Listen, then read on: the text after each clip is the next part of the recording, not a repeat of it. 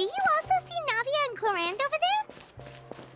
They look like they might have run into some kind of trouble. Let's go check out what's going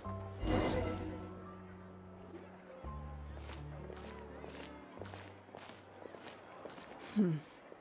Still no dice? Not at all. And I've asked pretty much everyone in the court of Fontaine already. Lynette's ears drooped as soon as she heard that we'd have to be out and about for days on end.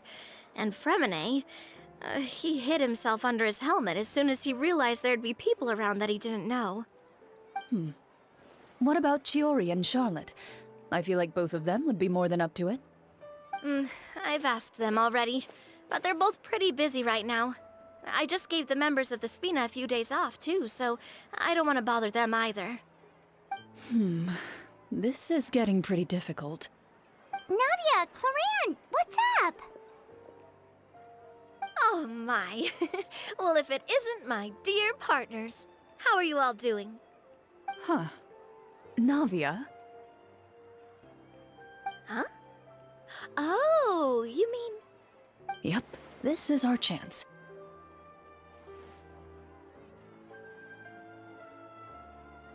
Do you need our help with something? Oh, precisely. My dear partners, we've got a huge problem right now that only you can solve. Whoa, for real? Absolutely. We've already exhausted all our other options. Traveler, Paimon, would you join us and play Marechaussee Hunter Judgment Day? Marechaussee what now? It's a new game script by the Tabletop Troupe, a local roleplay adventure club. Ever heard of the Tabletop Troupe? They put out games that allow you to participate in a story and roleplay characters with your friends. Oh, I've loved their stuff ever since I was a kid. That sounds super interesting! Clorinde and I are both veteran members of the club. Recently, someone came up with a new script and was looking for people to help playtest it for them. And when they asked, of course I couldn't refuse. I mean, come on! A brand new script? Nobody has ever played it before. Generally speaking, scripts at that level of development have a lot of issues, but I think this one is pretty solid. The author obviously put a lot of work into the story, and the world building is also quite credible. Whoa, whoa, whoa! I know I was the one that handed you the script, but some of us haven't read it yet.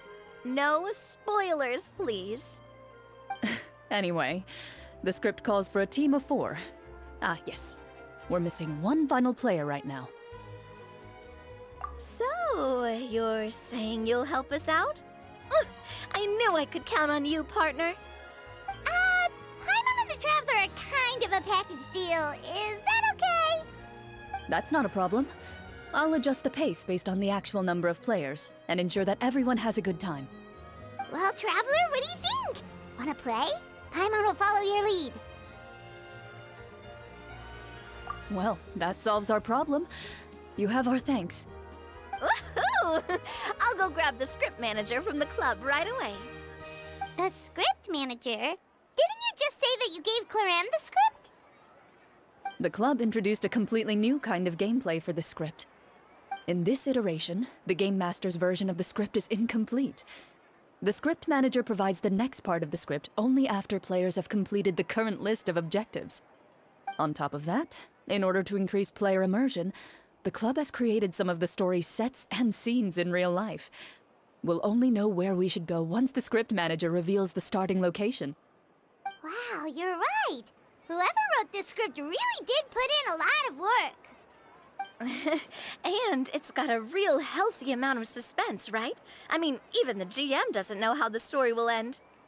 I look forward to experiencing it with you all. Why don't you go meet up with the others first? They should all be waiting at Chioria Boutique. I'll come over with the script manager as soon as I find them. Sounds good. Remember to always watch where you're going, and don't rush. You say that like I'm 6 years old or something. Let me think. What kind of character should I play this time? I just hope you'll pick up some useful skills this time. Oh, and stop trying to persuade every animal you come across.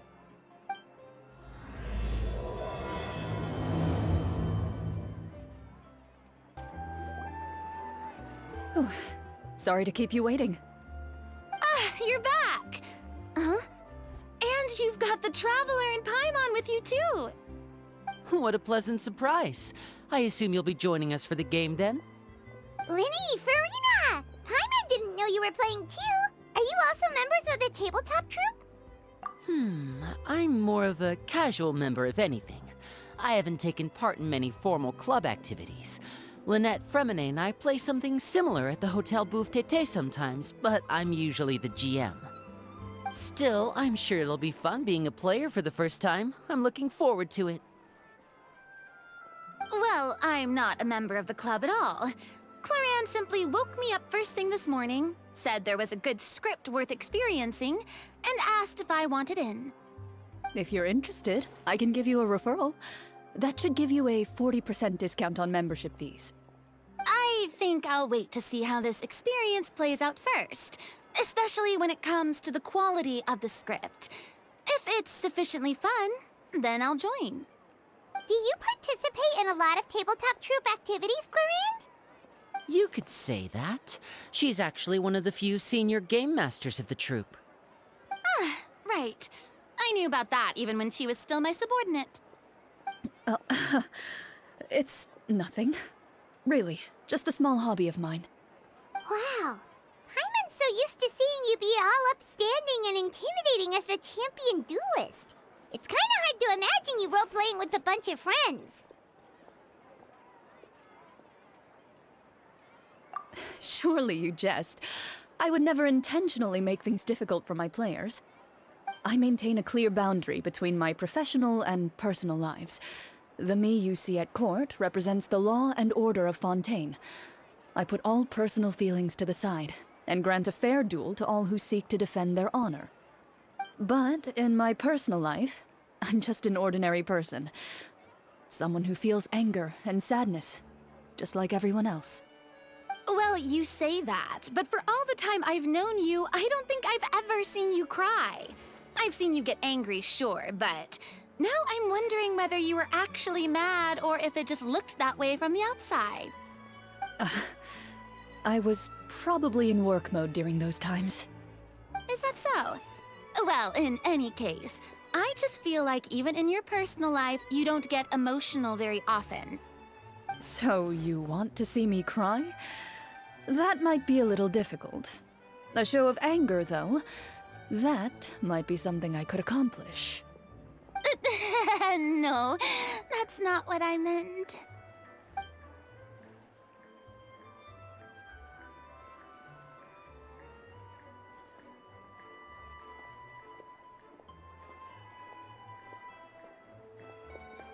Ah, I'm back! Here, allow me to introduce you to the script manager, Mr. Florian. Pleasure to meet you all. Hello? Wait, are you a champion duelist too, Mr. Florian? Oh, no. This is just the costume provided by the club. I occasionally play a few of the roles in my scripts. That sounds like a lot of work. It's nothing. It's the least we can do to give the players a more immersive experience. Anyway, allow me to give you a brief introduction of the script. This script was adapted from the real history of the Marechaussee Hunters. You all will play the role of hunters from a bygone era and resolve a series of events unfolding in the capital. Paimon's not super familiar with the history of the Marechaussee Hunters. Is that a problem? Oh, no problem at all. I can give you a brief rundown. So, basically, Marechaussee Hunters were people who dedicated themselves to hunting monsters and protecting the city by using a special swordsmanship technique passed down over generations. Their story can be traced back to the ancient Remurian dynasty, as well as the first hunter, Cassiodor. But I'll leave the finer details for you to seek out and discover later. Mm-hmm. And I'll provide additional commentary as the story progresses. In that case, brave hunters, are you ready to set out on an unknown adventure? Whoa, just one sentence and it's like we're in the story already! Aha! I see many a determined gaze before me. Very well. Head over to this location and begin your heroic journey. So, as we follow the story, it leads us to specific scenes? Ooh, sounds pretty innovative. What does the message in the envelope say? It's the exact location of the scene, as well as the formal permission to use the venue. Huh, seems like they have everything prepared. Please check all your belongings, everyone, and make sure you haven't forgotten anything. Once you're ready, please follow me to the designated location. Sounds good. Hunter Squad, move out!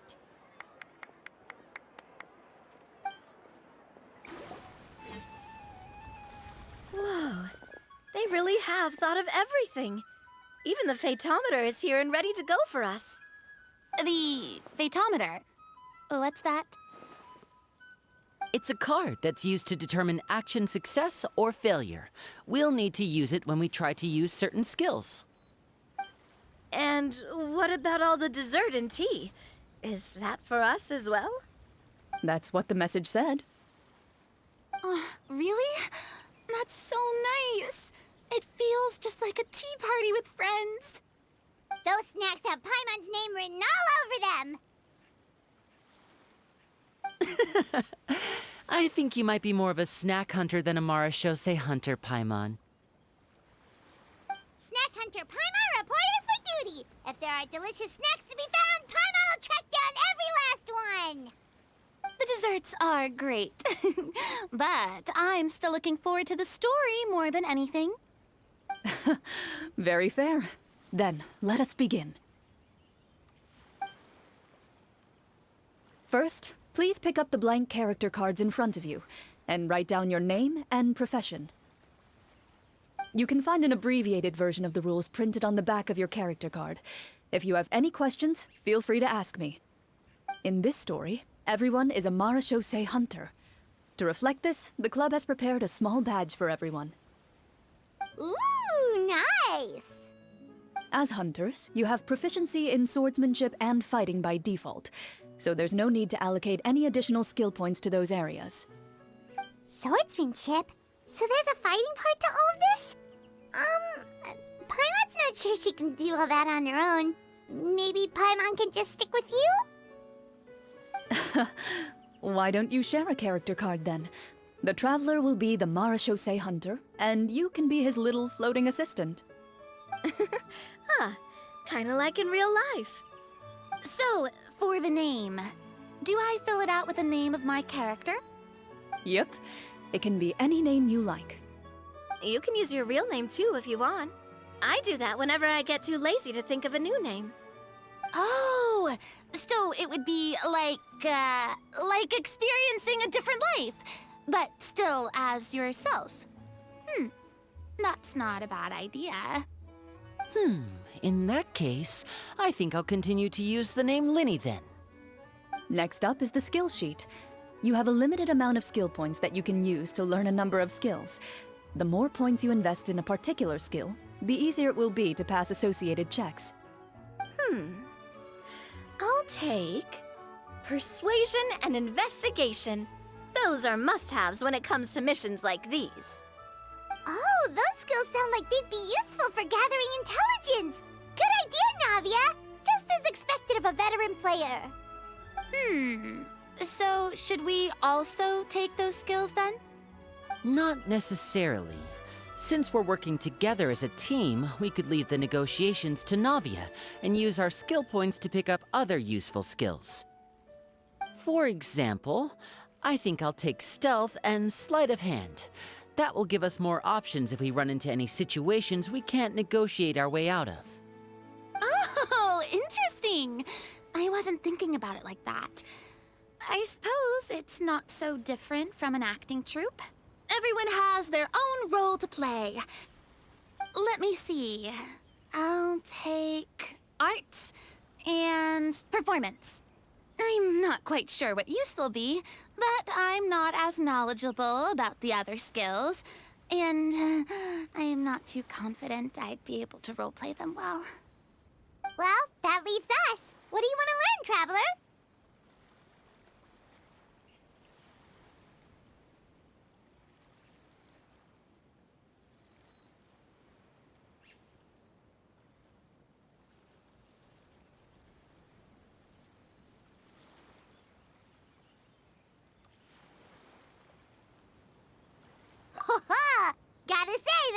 really well. Nothing boosts morale like good food. Ooh, so you want to help people when they're injured. That's nice of you. So what do you think? Are you sure you want to learn these 2 skills?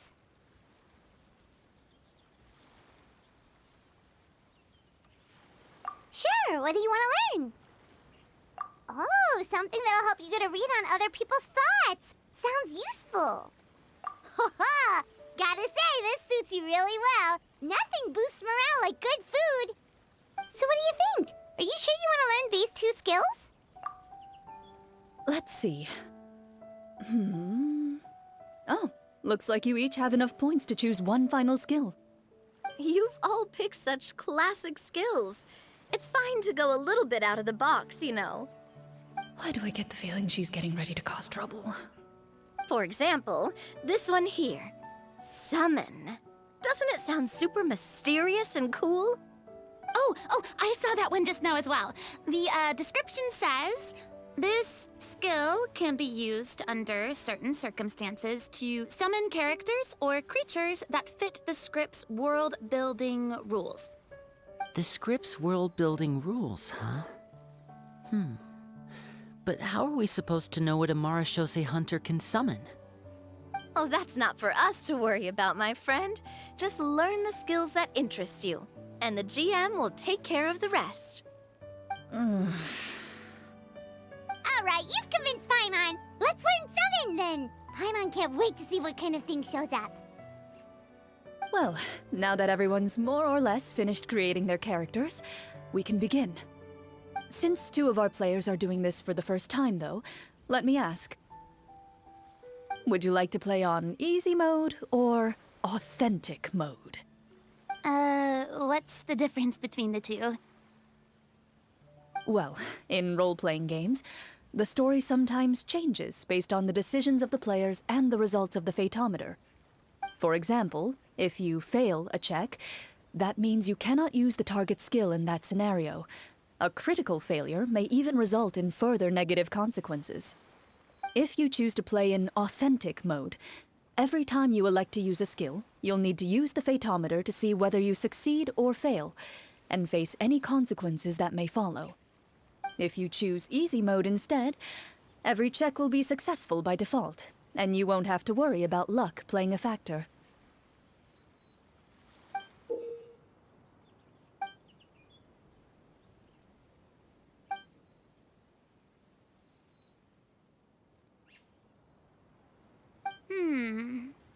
Given that I'd like to focus on the story, I suppose I should pick easy mode. I'd feel bad if I brought the team down by failing my checks. Huh? Oh, come on. Don't worry about that. RNG is the lifeblood of role-playing games. I'm going with authentic mode for sure. Never knowing what you might have to overcome. Ugh, doesn't that sound exciting? I'd rather be mentally prepared for what might happen. All right, then I'll mark down Farina for easy mode. All her checks will be successful by default. As usual, Navia and Linny will play on authentic mode. What about you, dear partner? How would you like to play? Are you sure? Trust me, you'll see the beauty of RNG. Honestly, I don't think Clorinde would make things too difficult for us no matter what the Fatometer says. Isn't that right, Clorinde? No promises. That wasn't super reassuring. Well, anyway, enough talk. Let's get started. I want to experience at least a good chunk of the story today. Speaking of the story, why is the beginning scene on a beach? Well, that's because... a long time ago, back when human civilization was still in its infancy, powerful demons and evil sorcerers ruled over the land. They created a host of monsters and sent them to slaughter all humans in existence. Soon, a group of human rebels banded together. With their swords raised, they swore to brave the darkness, and in doing so, Subdue each and every monster that sought their destruction. They became known as the Marachose Hunters.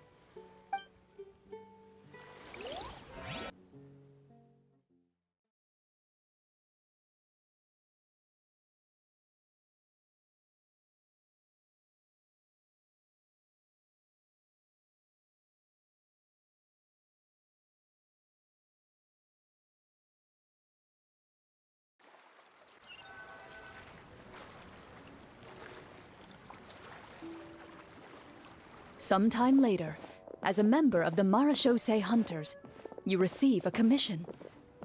Following the address provided on the message, you take a boat and arrive at this strange city.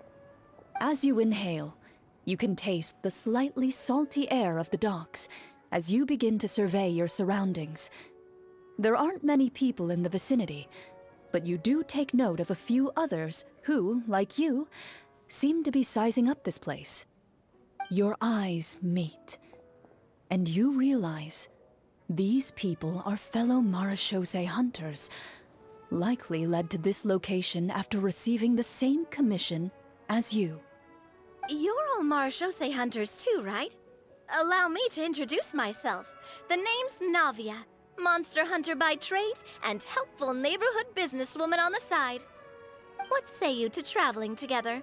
We can help each other out on the road. Okay, count me in. My name is Linny. I've been wandering since I was little and picked up a few less than legal tricks along the way. I was adopted by a Marachose hunter and later chose to follow in his footsteps. Is this where you introduce your character to everyone? It sounds like they've done this dozens of times. My name is Farina, and, I grew up in a noble family. I always had a strong interest in performance and the arts.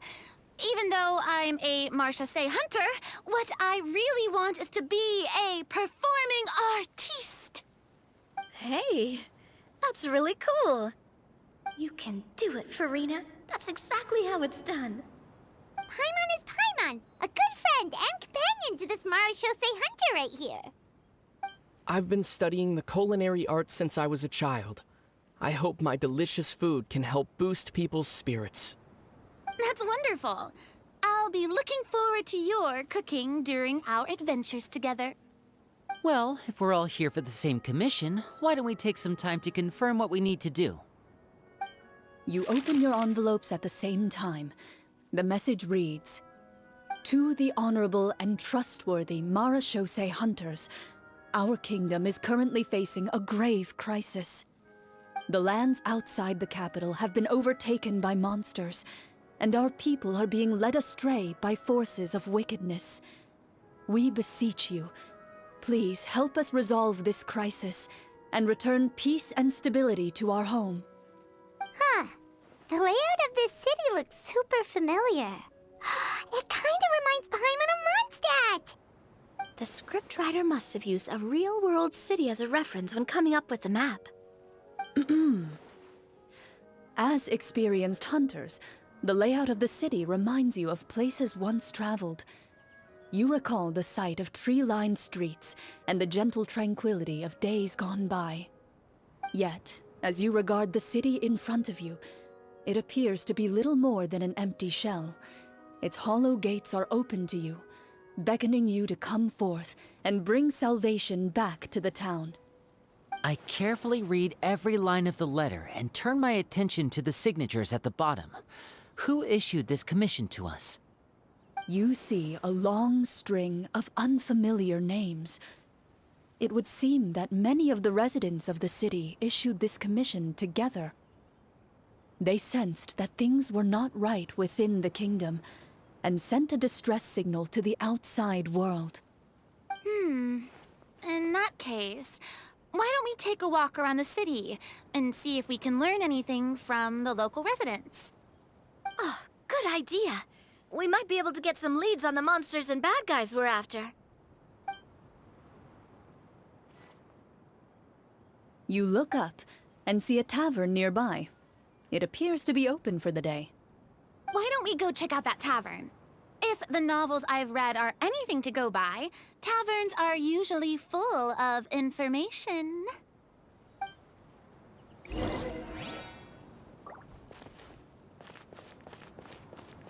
As you approach the tavern, you find a plainly dressed woman standing nearby. She appears to be rather troubled about something.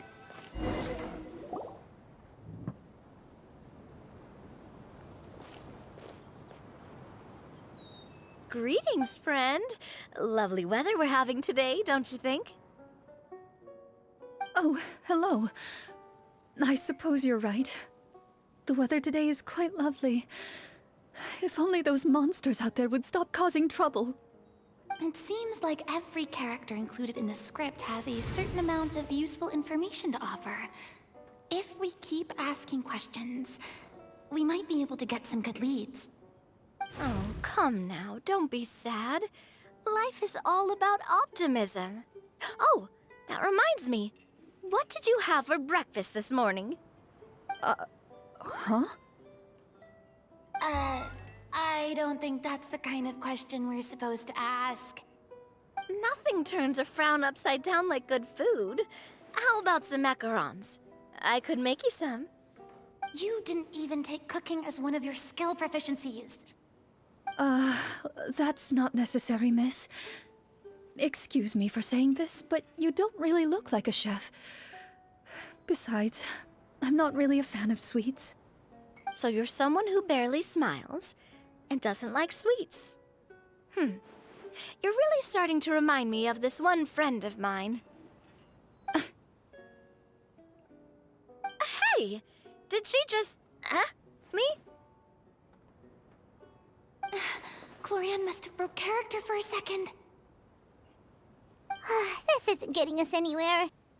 Traveler, maybe you can think of something.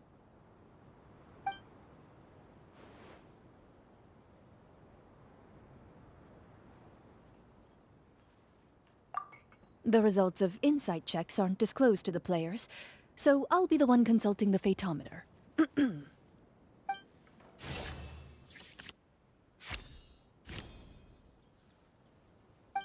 You recall all the lessons you've learned in your time and begin to carefully observe the woman's mannerisms.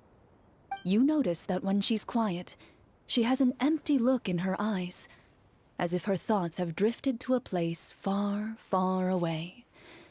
And when she speaks, she often subconsciously reaches out to touch the ring on her left hand. So you noticed. That's a little embarrassing.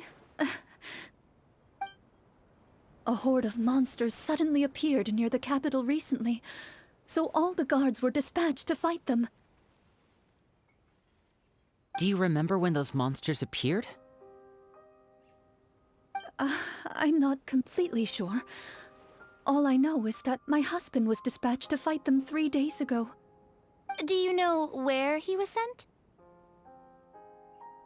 It all happened so fast. When we said our goodbyes, he couldn't even tell me where they were sending him. You have our thanks, friend. We'll find and defeat those monsters as soon as possible. We sincerely hope your husband will be able to return to your side soon. Oh, thank you. Don't worry. We'll find him. Just try to remain optimistic and wait for good news. We don't always get to choose what happens to us. But we do get to choose the little things, like what we eat and how we respond to the things life throws our way. I hope that one day, you too will recognize the power of something as small and inconsequential as a delicious dessert. I'll do my best. You bid farewell to the woman, and continue your journey further into the city.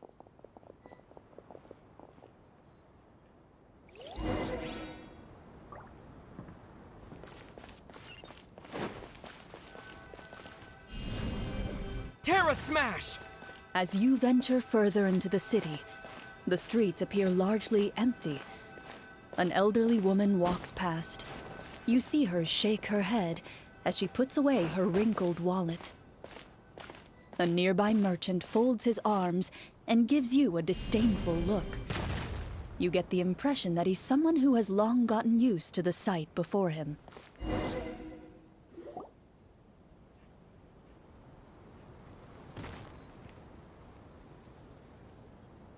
Although he doesn't seem very friendly, merchants are usually a good source of information, right? Pardon me, sir. I'd like to ask a question if I may. That depends. How much are you willing to pay? How about this much? Gah, what do you take me for? Some lowly beggar? You can't even buy half an onion with that amount. Surely an onion can't be that expensive, right? What do you know? War's nearly upon us. Everything costs several times what it did before. If you're not gonna buy anything, then scram. Whoa, what a nasty guy. Maybe we shouldn't even bother talking to him. But he still might have information we need.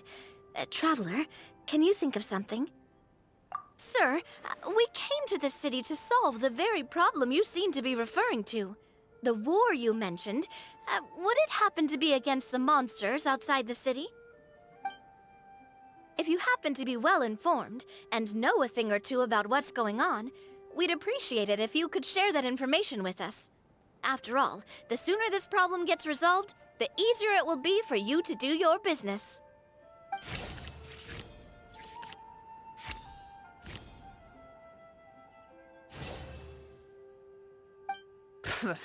Well, things are basically as you said, young lady. Those monsters are camped outside the city, and they've been destroying all our trade routes. We have limited reserves within the city, so if this continues, we're all gonna be in big trouble. Wait, you're saying no one has put a plan in place to distribute supplies or maintain order? We could all starve, and those nobles in the palace wouldn't even break a sweat. Who knows? Maybe they've been in cahoots with the monsters all along. That is concerning. All right. That's all the information you need, right? Off with you now. I've still got business to do. You know, if you smiled a little more, you'd definitely get more business. And I bet that would make your life just a little bit sweeter. I'm not saying it's guaranteed to work. It's just a tip.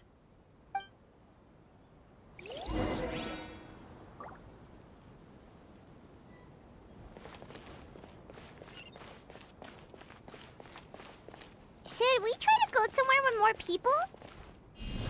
Oh, how about the city square? Follow me.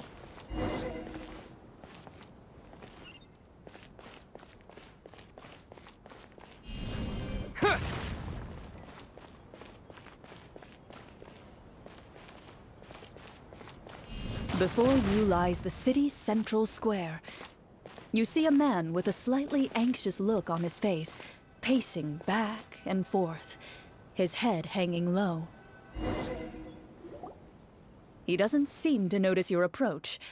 Still immersed in his own thoughts, he shakes his head and lets out a long sigh. This guy seems promising enough. Maybe I can get some information out of him. Hello, sir. Is there anything I can do to help you?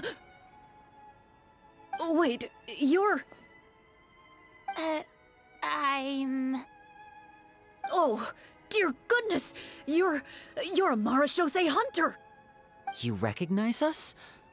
Ah, are you one of the people who wrote the commission letter? Yes! Oh, I didn't expect you to actually come! Oh, what great news! The city is saved! What happened here? Alas, we once lived comfortable, carefree lives. This city used to be free of monsters. The first Marashose hunter, Casiodor, the Golden Hunter, he was the one who drove them back. However, monsters have once again surrounded the city. Perhaps the seal that kept them at bay has lost its power. Or perhaps an evil sorcerer has been meddling in our affairs. All I know for sure is that their return has stripped this city of any chance at peace. Are there not enough soldiers to drive them out? It's not a question of numbers. the guards simply have no idea how to deal with them. Most people my age have never even seen one of the monsters, much less been trained to fight against them. What's worse, many of us don't even know the history of the Marashose hunters anymore. When I was a child, though, my grandfather would tell me stories about how the Marashose hunters drove back the monsters. So, on the off chance that something might come of it, I decided to reach out to you. To be perfectly honest, I was starting to think all those stories were just tall tales. But now that I've seen you in person, I finally know that it was true! Well, you can rest easy, friend. The righteous and formidable Marashose hunters are on the case. The man is touched by your determination and resolve. His eyes begin to well with tears of relief. Still, if we are going to hunt the monsters, we need to know where to find them. Can you give us any leads? All I know is that the area outside the city is dangerous. I'm afraid I can't point you toward a specific location. Oh, although, if you leave the capital through the main gate and follow the road, you should run into a group of guards. They might know more about where to find the monsters. I see. We'll go look for them then. All right, be careful. Oh, and one last thing. The monsters outside the city are just part of the problem. There are evil sorcerers inside the city as well, so be on your guard. They're actively working with the monsters, and have corrupted the court ministers with malicious magic. They're the reason why, even inside the city, everything has been a giant mess.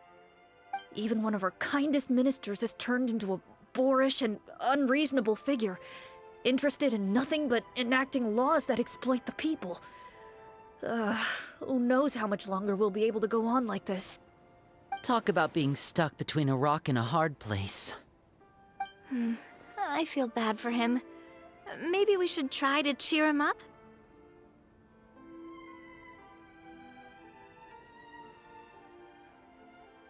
Hey, not everything can be solved with food. I appreciate your kindness, but for now, it's more important to focus on the crisis at hand. Brave hunters, I leave the future of this kingdom to you.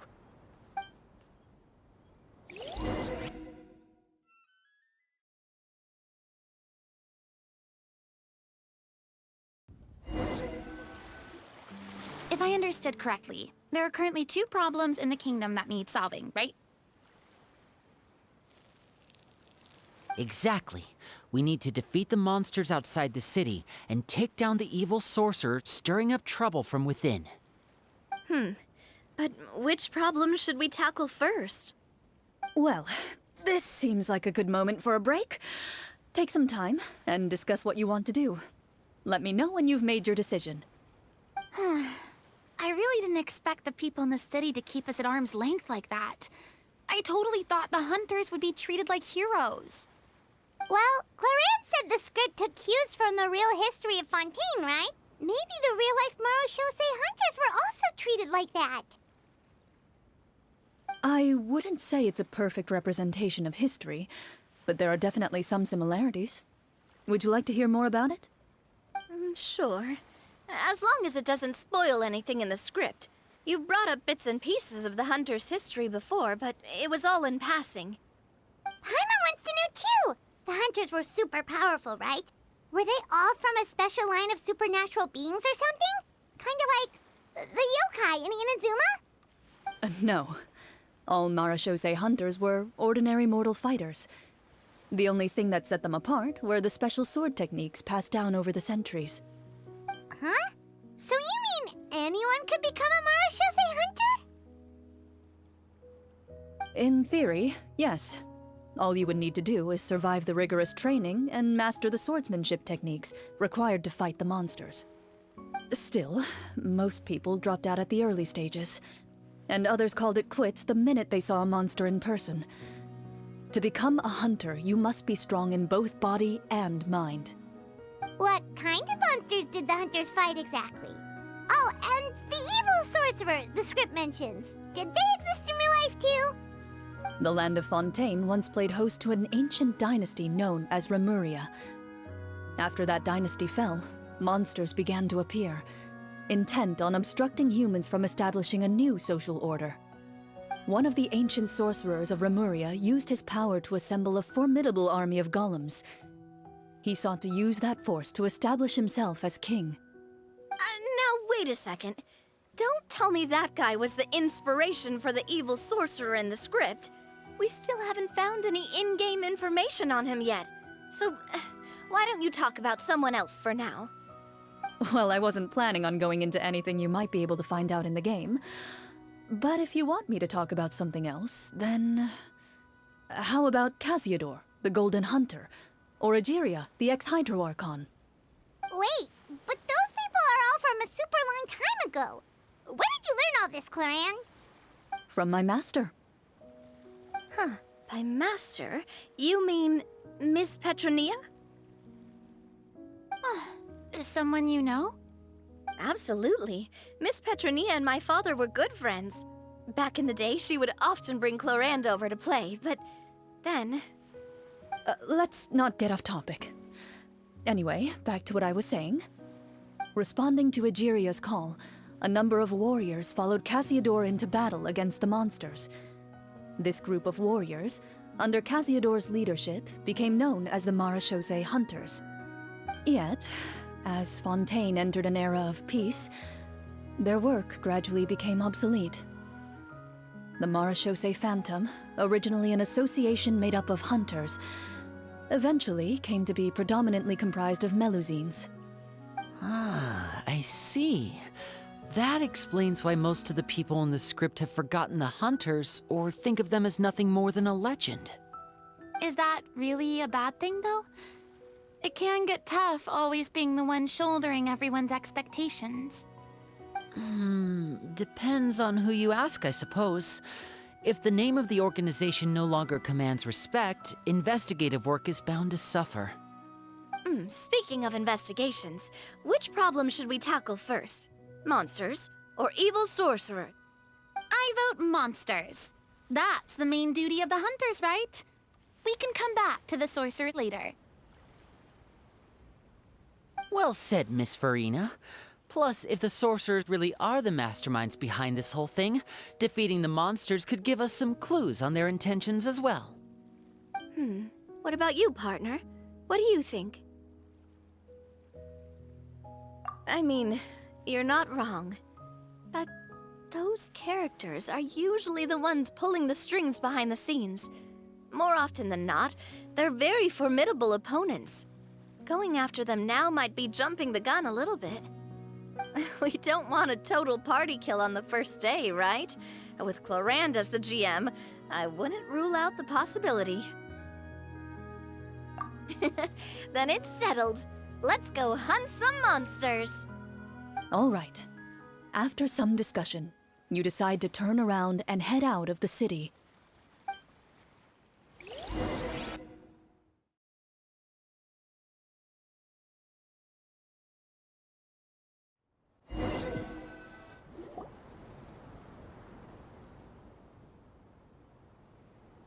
Let's take a look around, like that guy said.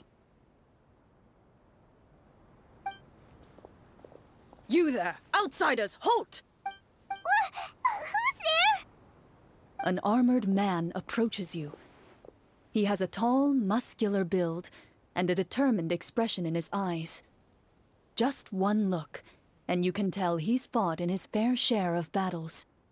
Although he's trying his best to conceal his current state, his uneven gait and the sweat dripping down his forehead make it obvious that he's been wounded and is in serious pain. I'm the captain of the guard. I saw you sneaking around the city earlier, so I'll only ask this once. State your purpose, or it's off to the dungeons for the lot of you. Wow, it's been a while since someone's been this suspicious of us. I said talk, not whisper between yourselves. Have you ever heard of the Marechaussee Hunters? Marechaussee Hunters? Ha! That fairy tale, you mean? What, you expect me to believe you're one of them?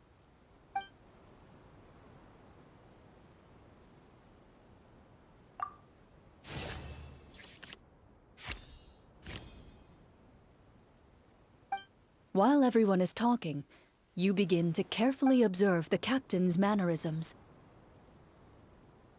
Every so often, you see him glance toward a particular direction, with a pained expression on his face, as if an invisible thread is tying him to an unknown place.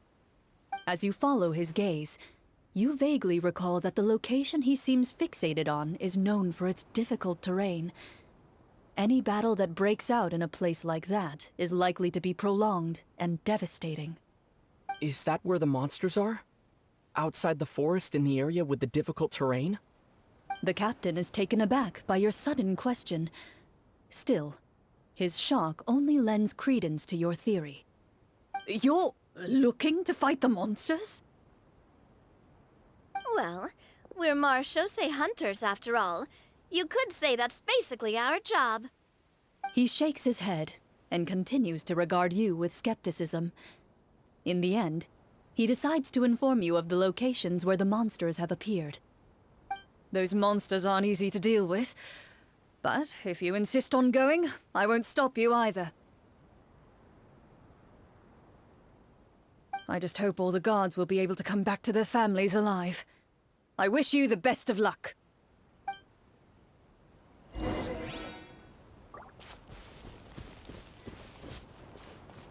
Based on what the captain said, the monster should be right up ahead. Let's go. Hopefully we're not too late. As you approach the battlefield, you see numerous people lying by the side of the road. They appear to be dressed like guards. Their faces are filled with desperation and terror. Some are screaming and cursing in vain, as if still trying to banish the monstrosities they saw from their minds.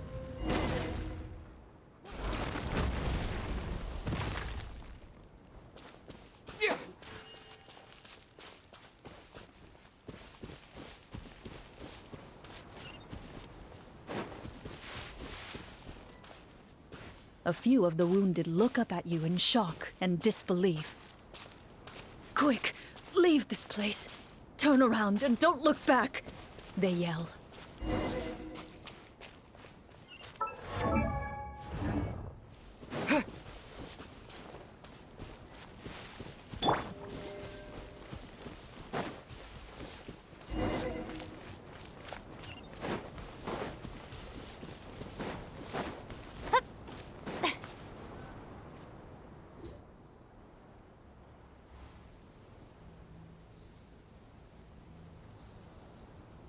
This is the place he mentioned, right?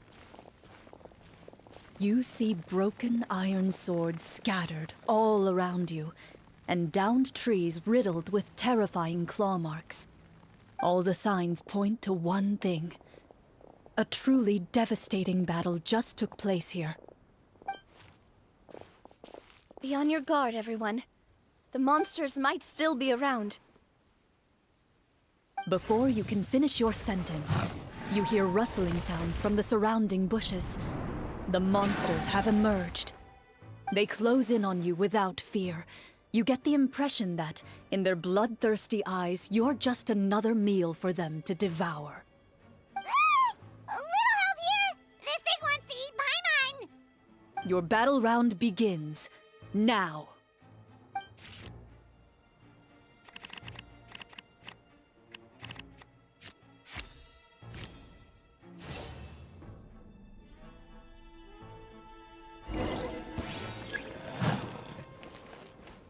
Strike a pose! Time to shine! Let's get this show on the road! Step right up. The next battle round begins now. Fire! Well, with rocks. Umbrella warfare, I guess! The monsters let out a terrifying roar of anger and resentment before dissipating into thin air. Ugh, thank goodness it's over. We're lucky the marechaussee hunter class came with all those preset skill points. Otherwise, we would have been in some real trouble. knew the photometer even determines the amount of damage you inflict. If you get unlucky, isn't it just game over right then and there? That's part of the fun. The uncertainty of fate is what gives these games their appeal. Just as you begin to celebrate your victory, a suspicious lump on the ground catches your attention. A suspicious lump? Wait, could it be the thing that appears after every battle? I walk up to it, crouch down, and begin to carefully examine it. I've still got my right glove on, so it should be fine for me to touch it, right? As you investigate the mound, you discover that the exposed portion appears to be made of wood. It was previously obscured by the large form of the monsters. With the monsters gone, the small protrusion now awaits your discovery, poking out of the ground like a shy flower bud. Whoa, it's a treasure chest!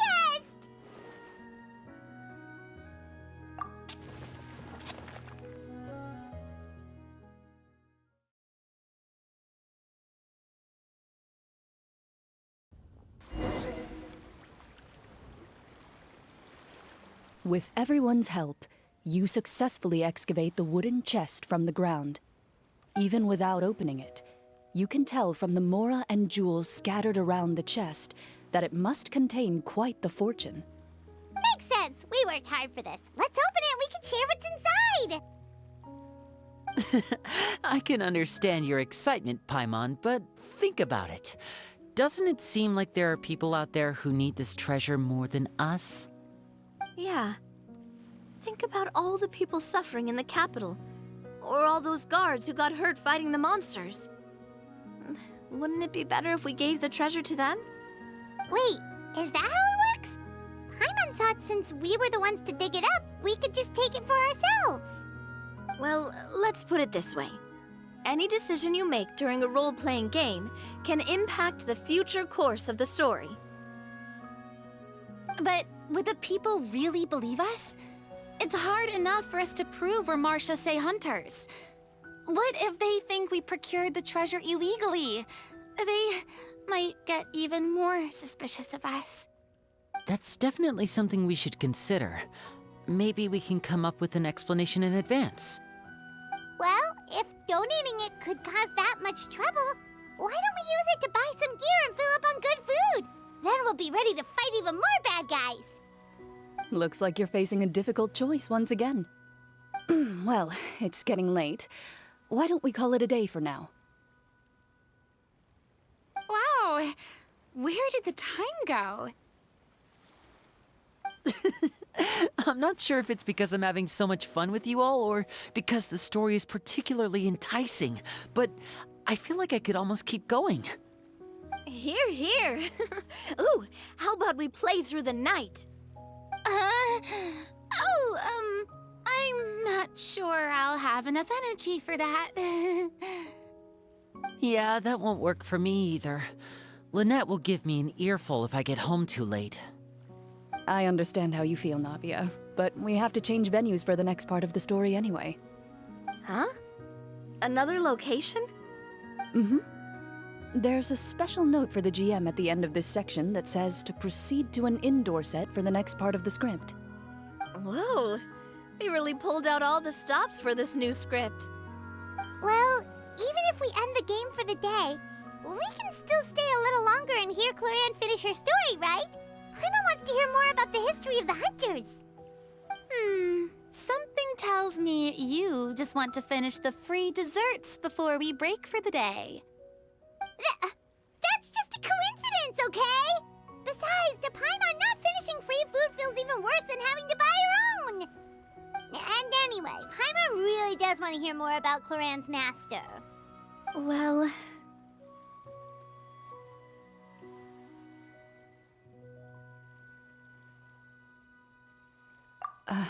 It's nothing. I appreciate the concern, but it's all in the past.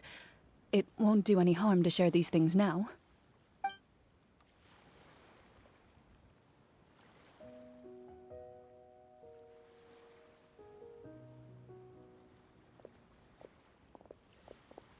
My earliest memories are of living with Master. According to her, she saved me from certain people of ill repute. My birth parents had left me behind some time before that. What a heavy beginning for a life story. Master was a fascinating individual, if inexperienced in the ways of raising children. My first ever toy was a short sword. Although I suppose it wasn't so much a toy as something Master removed from her waist and handed to a noisy child in need of distraction. Oh, wait, so she handed an actual sword to a child? Isn't that dangerous? Did you hurt yourself? Of course I did. I cut my palm and bled quite a lot. But Master was not concerned. She just stood there and casually lectured me about it. See, that's what you get for not holding the sword properly, she told me. She then crouched down next to me and said, "Give me your hand. I'll teach you to bandage this wound.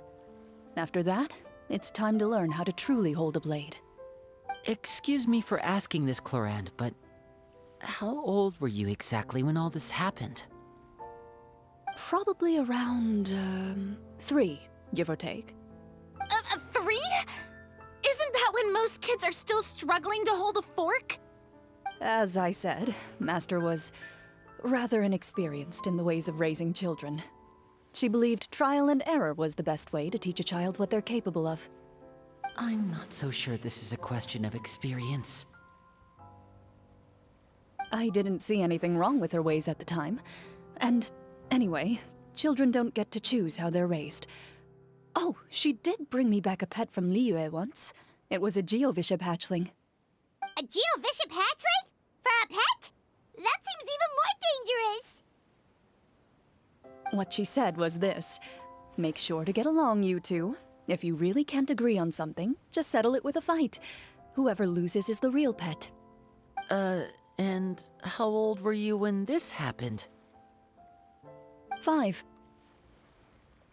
Well, did you win? No, I lost. So you're saying you actually became the Geovishap's pet? Yes, but only for a week. By the end of that week, I defeated it in combat, and we've shared a cordial relationship ever since. That really doesn't sound like the kind of childhood someone should have. Later on, I gradually understood that Master most likely didn't know any other way to raise a child. She was a marechaussee hunter, but I never heard her bring up her own parents. Thanks to her, I learned how to navigate the forest by the age of 6, and could hunt monsters in the wild by myself the year after that. Even though the training she subjected me to was strict, she always made sure to take me traveling when she had the time. We met many of her friends during those days. That was also how I met Mr. Callis and his family. I still remember the first time we met. You were too scared to join our picnic and hid behind Ms. Petronia the whole time. I still hadn't really met many children my age at that time, so I didn't know how to interact with others. After that, though, you started coming over a lot. You loved challenging people to shooting competitions, remember? I don't think many members of the Spina ever beat you in one of those. I had a lot of fun during those days. I enjoyed them too. Oh, do you remember that one time we went exploring around the Spina together? We overheard Papa call your master Fontaine's Protector of Justice. We tried to pretend like we never heard anything, but you nearly let it slip that one time. Protector of Justice? Oh, wait, you mean that vigilante hero from 20 years ago? The one who is always active at night? Yep, that would be her. She often would put on a black cloak and go out at night. I never knew where she went or what she was doing. Until, like Navia said, we overheard the truth from Mr. Callis that night. 20 years ago, huh? I still remember the guards leaving all kinds of witness reports about her on Nervalette's desk. My apologies. Oh, there's no need to apologize. You had nothing to do with it. And anyway, everything she did was for a good cause. Although, calling herself the Protector of Order was a bit much. Especially when she deliberately operated outside the law. Huh? When did the Protector of Justice become the Protector of Order? Oh, she had a bunch of code names. I heard she would just come up with a name on the spot whenever she was asked. Later on, she probably got sick of answering those questions and decided to stick to just two. The Protector of Justice and the Protector of Order. That sounds like her, all right. I bet she forgot which of the two she'd use by the time she got back each night. Well, she certainly sounds like a fascinating individual. With her strong sense of justice, it's no surprise her student followed in her footsteps. It's true. I always wanted to become like her. Someone powerful, independent, and with a strong sense of conviction. But...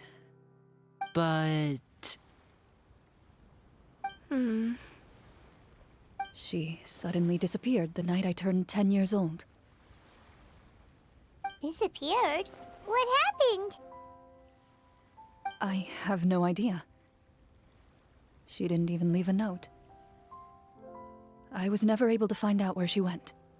That night, I was celebrating my birthday at Navia's house, but Master never came to pick me up. When I returned home on my own, it was to an empty house. When she still didn't appear after a few days, I went to Mr. Callus's house to ask about her whereabouts, but he only shook his head. Papa probably didn't know either. I know he sent a few people to investigate the matter in secret, but they never found any credible leads. Don't worry, I understand. To be perfectly honest, given Master's personality and way of doing things, it all made a lot of sense. If I had to guess, I'd say she probably used it as an opportunity to force me to become independent. Just like how, when a litter of kittens reaches a certain age, the mother willingly leaves them behind. Were you upset, Clorinde? I was at first, but not anymore. I don't believe Master would suddenly disappear for no reason. There must have been something she just had to do. Well, despite everything, you still managed to follow in her footsteps and become the greatest champion duelist in all of Fontaine. You're practically a living symbol of law and justice. I suspect my position would be far too by the books for her. Master always did whatever she pleased. But you're right. I suppose I do take after her in some ways. Who knew Clorinde had such an interesting past? I never had the chance to ask her about it before. I wonder... if Clorinde's master were the champion duelist back then, would that duel against Mr. Callus have gone differently? Oh no. Judging by the atmosphere, Clorinde and Navia are probably thinking something similar. The mood just got super awkward all of a sudden. Well, anyway. Would you look at the time? It's getting dark, so we should probably call it a day for real this time. If we keep talking like this, we really will be here all night. I had a great time today, Miss Clorinde. Thank you for being our GM. Anytime. The script was good, but I've got to say, your childhood stories were even better. Hey, you should tell us more about that fight against the Geo-Bishop sometime. Maybe your master was onto something. You could be right. What does she mean, onto something? I certainly don't know any 5-year-olds who want to fight a bishop in their spare time. Guess I'll head back as well. I need to save my energy if I want to continue enjoying the story tomorrow.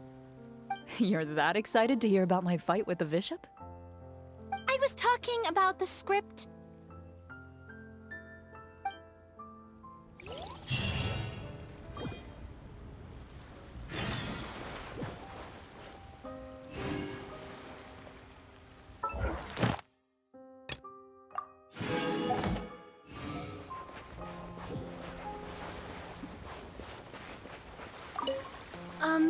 Just between the two of us, Could you tell me what it was like to be the Geobishop's pet? It was nothing special, really. Geobishops don't understand the concept of a pet. So basically, it just headbutted me whenever I entered its territory. And that hurt? Yeah, it hurt. What, something you want to experience for yourself? Oh, I'm good. Thanks. Let's go meet up with the group! Paimon's really looking forward to today's story.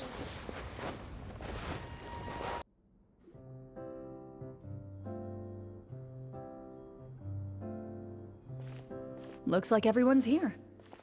Now, before we begin, why don't we finish where we left off yesterday? There was an important decision to be made, yes? I'll pour everyone a cup of tea. Is that really the most important part, though, Clorinde? Paimon's more concerned about our current surroundings. Heavy walls, cold railings, dim lights. This is obviously supposed to be a prison. I admire the work put into the set. Still, it's obvious the scriptwriter has never paid a visit to the fortress of Meripede. So the set is going to be a part of the script? Unfortunately, that is something I can neither confirm nor deny. Anyone think Clorinde's smile is starting to look kinda scary? Well, whatever happens, we'll just have to push on. But first, we should really figure out what to do with this treasure.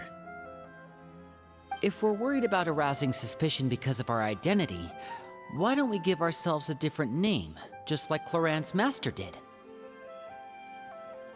Yeah, it might be better to keep a low profile. As long as we're helping people, it doesn't matter who we are or what we're called. Staring at me won't get you anywhere. Or did you want some more tea?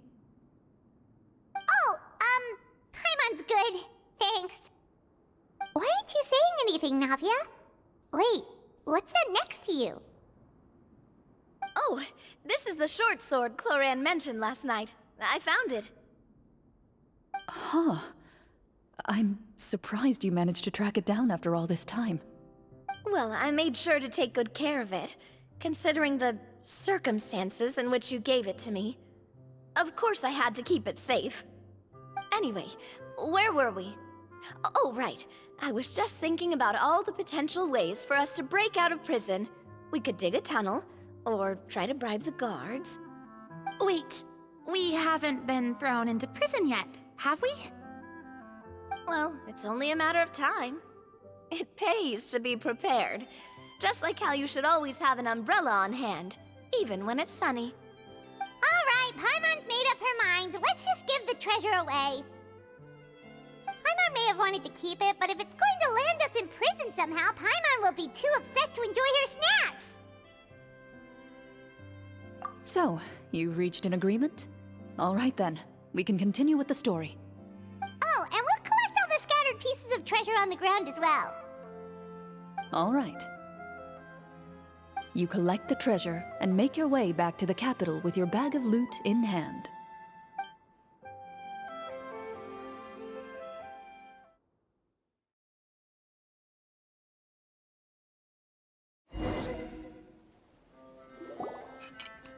The city is still shrouded in a gloomy, oppressive atmosphere, but your spirits are surprisingly high. In places where sunlight struggles to reach, you generously share your wealth with the children, the elderly, and the poor in urgent need of help. Thank you, kind soul. The elderly woman's look of gratitude follows you as you walk away, her eyes never leaving your back until you move entirely out of sight. However, there's still quite a bit of Mora remaining. It appears you haven't made much progress. She's probably trying to tell us to speed this up. We need to hurry up so we can address the sorcerer problem. Should we go find that man again at the square? He seemed like a pretty responsible guy. I'm sure he knows the people here far better than us. Oh, good idea! Just as you start to make way to the square, intent on finding the man again, there's a voice.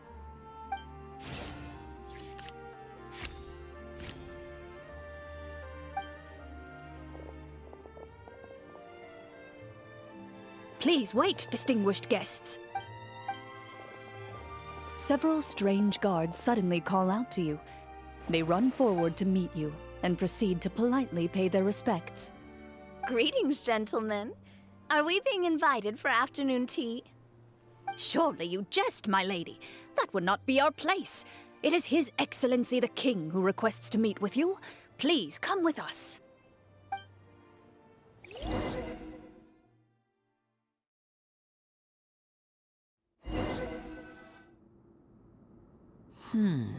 Do you think this could be a trap? Well, we have to investigate the court at some point, right? Meeting the king himself would be a fantastic opportunity to do that. I say we go for it. If something happens, we'll just turn the whole place upside down. That sounds a little intense. After a quick discussion, you nod to the guards and agree to follow. They lead you all the way to the audience hall of the palace. Gilded tables line both sides of the hall. The space itself is adorned with all manner of expensive antiques, glass shelves, and silver candlesticks. The items appear quite ordinary in size and dimension, yet their presence somehow makes the emptiness of the hall feel even more surreal and ominous. Wow, it's so luxurious! The elderly king, clad in a magnificent robe, sits upon the deep crimson throne before you. He wears above his head a majestic crown, with a gemstone the size of a bird's egg set right at the very front. As you observe it, you see a complex pattern of light reflect off its surface. Ahem! They're here, Your Majesty. A man dressed in dark clothes, likely a minister, shields his mouth with his hands and bends down to whisper a few words to the king.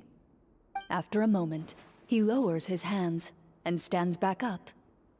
His gaze shifts to fixate on your group, but he does not move from his place at the king's side. The king does not appear entirely aware of his surroundings. The man by his side, though. We should keep a close eye on him. The king remains still and says nothing. The minister is the one who speaks.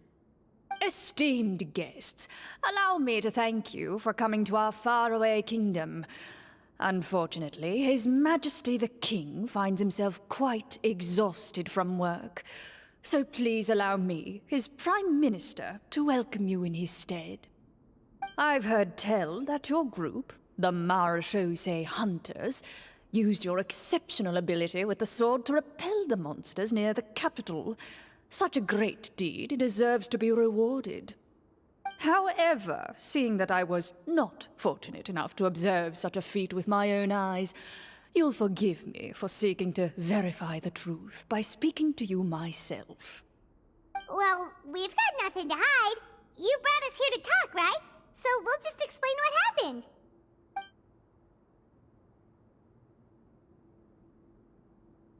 The golem's blades were so powerful, they could cut down trees in a single swipe!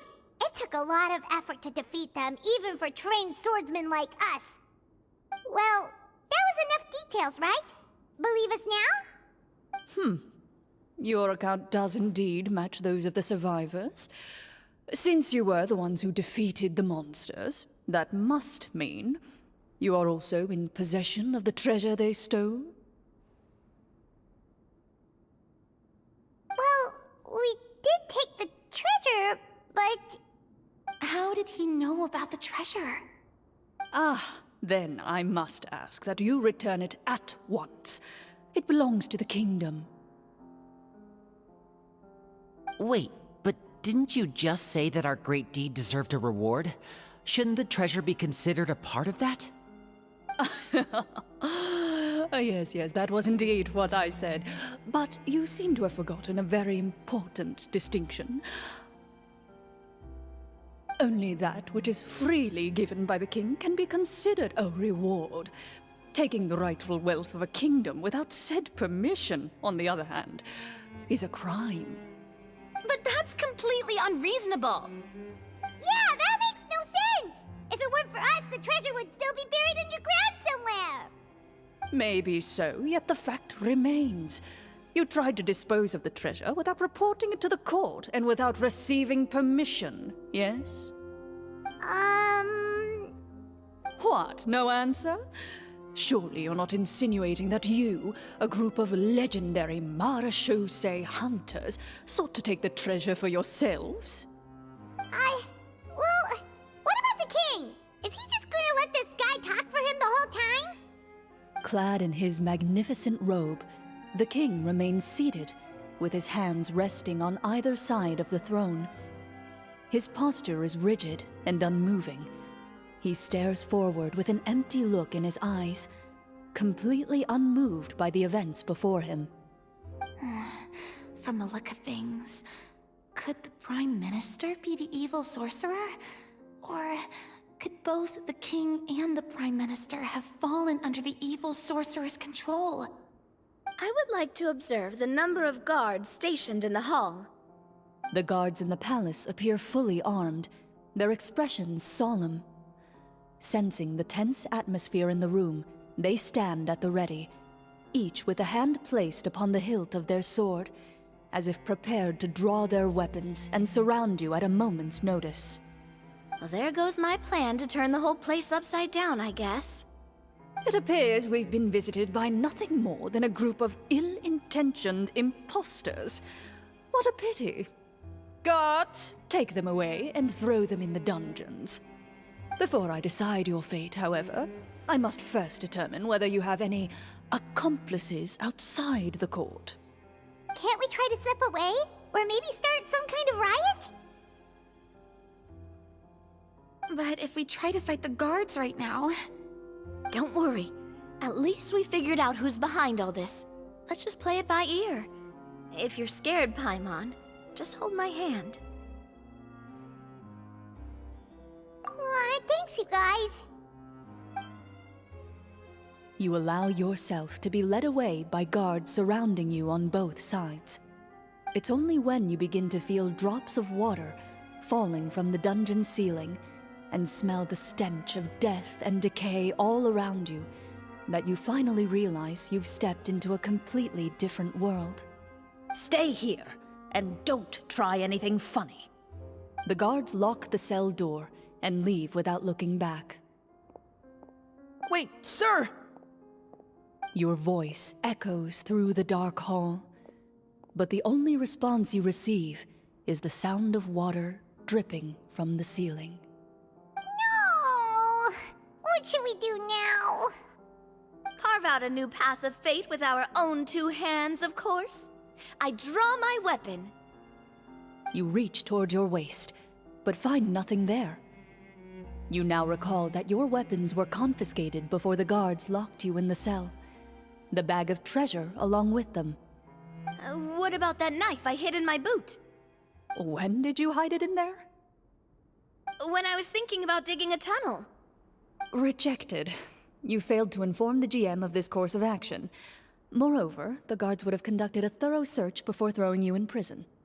And the keys to the cell aren't anywhere to be seen? Correct. You don't even feel a lock hole on the cell door. Oh, well, there goes all our plans. Indeed. Huh? Why are you the one saying indeed? Because that statement holds true for me as well. This is where the script ends. What? But that's a terrible ending! Generally speaking, this should be the point where the scriptwriter gives the players some kind of hint, or gives the GM some kind of code for how to move forward. I mean, maybe they just really wanted us to be immersed in the feeling of being in prison? Like, they'll only show us the way out once we've grown truly and utterly desperate? That is a possibility. If only there were desserts and tea in real prison. Oh, wait, guess that's kind of how the Fortress of Meripede works if you're lucky. Oh, before I forget, Navia, the short sword you had with you earlier. I took a closer look, and the craftsmanship doesn't appear to resemble anything from this era. If I remember correctly, that style was last in vogue several hundred years ago. Wait, Clorinde said that sword used to belong to her master, right?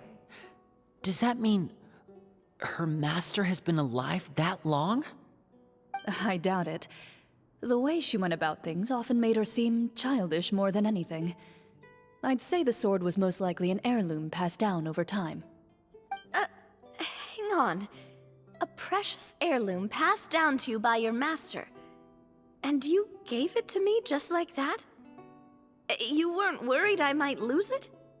Master left many things to me when she disappeared. There was the sword, an old key, and a good amount of junk she probably just didn't want to take with her. I gave you the sword back then, because I didn't want our friendship to end. Wait, when did this happen exactly? After the duel. Between Mr. Callis and myself. Before that, Clorinde would have meals with us and even stay over at the Spina some days. She was on great terms with Papa as well. After the duel, though, there was a period of time where we simply didn't know how to face each other. She entrusted this sword to me, and never came back. We were both sad, and conflicted, and totally overthinking everything as a result. Whenever I looked at this sword, I couldn't help but wonder if Miss Petronia had never introduced us to each other at that picnic. Maybe part of the sadness I was feeling could have been avoided. Back then, it felt like I hadn't just lost a father, but a close friend as well.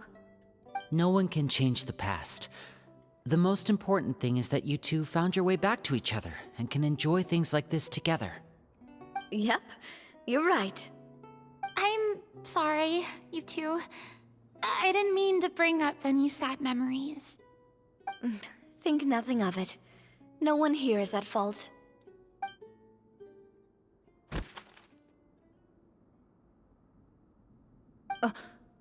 Huh?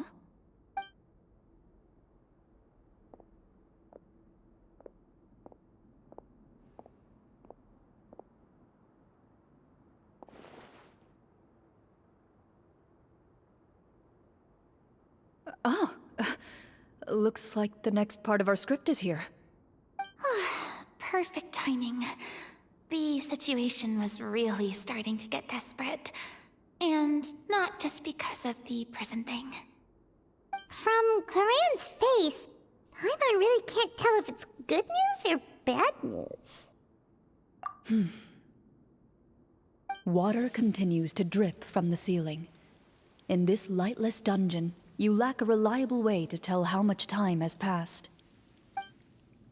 Eventually, you get used to the unpleasant odor of straw, mold, and rust, and find yourselves alternating between fits of drowsiness and despair. Suddenly, you hear footsteps outside the door. Heads up, everyone. Someone's coming. Gather close, everyone, and keep your voice down.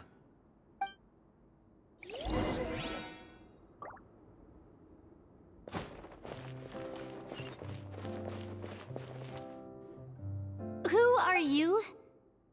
I work as a guard in these dungeons, but my true identity is the same as your own. I'm also a marechaussee hunter. Huh? Shh. I've already sent away the other guards, but if we make too much noise... I understand, but how can we be sure we can trust you? The king has issued a formal decree.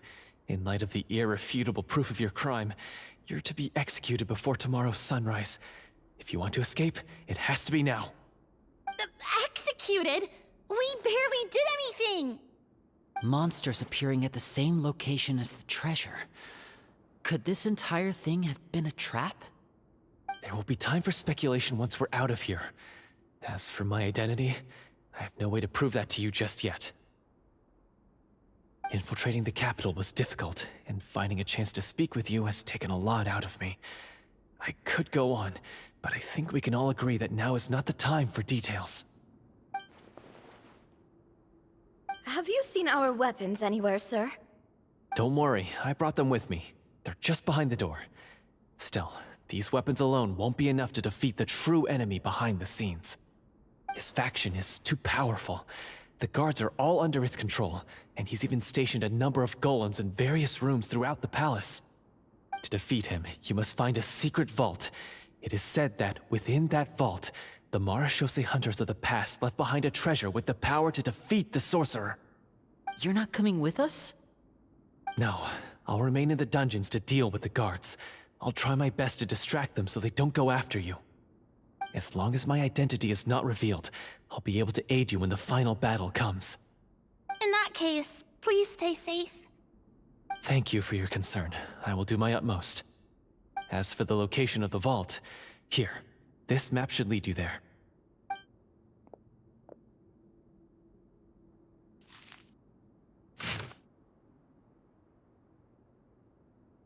Got it. All right, once I open the door, remember to stick close and refrain from making any noise. I'll lead you out of here as quickly as possible. You now have the chance to restore the honor and legacy of the Marashose hunters. So please, get out there and reclaim what's ours. And be sure to exercise caution. With the help of the guard, you successfully escape the dungeons. Your sense of despair and anxiety both seem to fade as you continue your quest.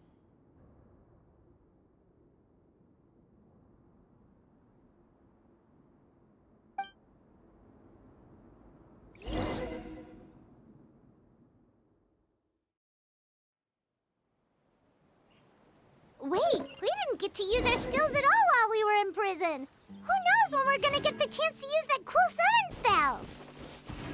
That is a pity, but we can only continue to move forward.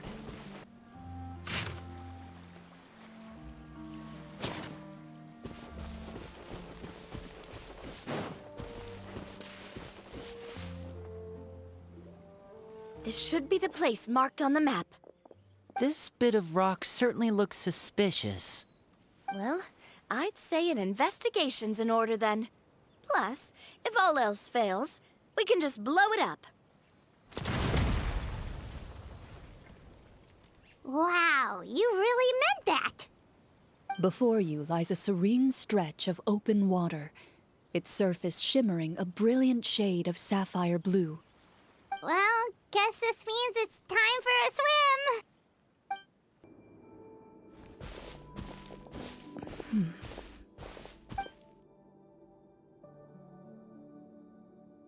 Oh, what's the matter? It's nothing. As you step into the cave, you find yourself in an eerily quiet space. Before you lies a narrow passageway that appears to trail off endlessly into the distance. Wow, this must be where the treasure is hidden! But this door is blocking our way in. It almost looks like it's been here for quite some time. I've got to hand it to the tabletop troupe. They really went all out with the props. Huh. What have we got down here? A kind of mechanism connected to the door? Ah, it looks like we might have to arrange it into a certain pattern. A pattern on a stone door. That's something Master mentioned before. Is something wrong, Clorinde? After a long, difficult journey, you finally arrive at the location indicated by your map. It appears to be an ancient site of some sort, where treasure likely awaits. Your surroundings are exceedingly quiet and serene, as if the secret that slumbers here has never once been disturbed. If you listen closely, you can almost convince yourself you can hear the sound of its calm, gentle breathing. That description makes Paimon feel kinda bad for disturbing this place. We're doing this for the sake of the people, to free them from the evil sorcerer. I say it's time for this treasure to once again see the light of day. Linny's right. We need to keep going. The future of the kingdom depends on it. The next part of the story requires us to solve the puzzle, right?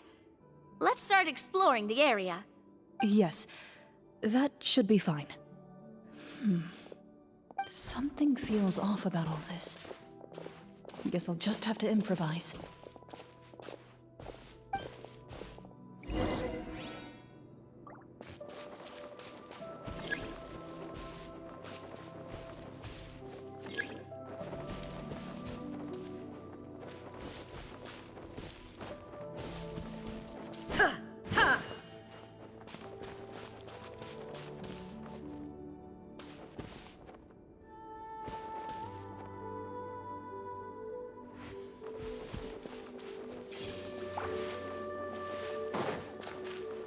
I found something.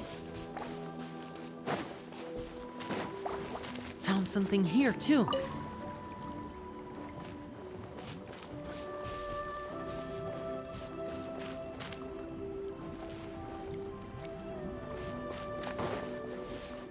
Same here.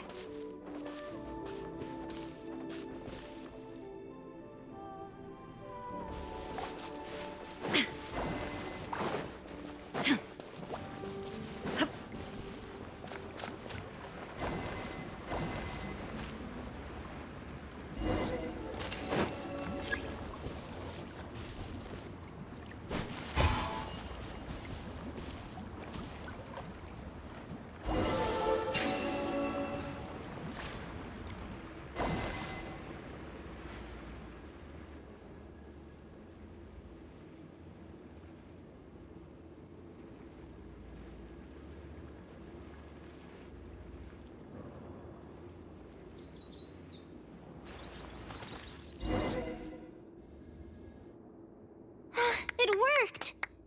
Something just appeared. Some kind of new mechanism, maybe? By solving the puzzles, you prove yourselves worthy of inheriting the secrets of the past. At the end of each puzzle, you're rewarded with With? a key. Oh, it must be the key to the big door. Huh? This is one of the Marechaussee Hunter keys that are passed down from generation to generation. It looks just like the one Master passed down to me. It is said that 4 keys in total are required to form the final, complete key. And it seems like we just collected 3 of them. That must mean... Huh? What's wrong? You hear a few strange noises. Suddenly, all the torches in the ruin go out at once. Huh? What's going on? Did we fall into another trap?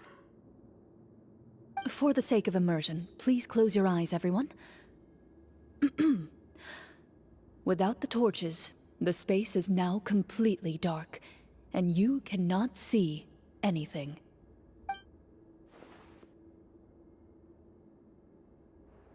But Paimon can still see a little bit over here. Oh, right. Sorry. Suddenly, you hear the sound of footsteps pierce through the darkness. There's someone else here? Oh, this is so unsettling. I can't see anything. I've been discovered then. Wait, that voice, it's...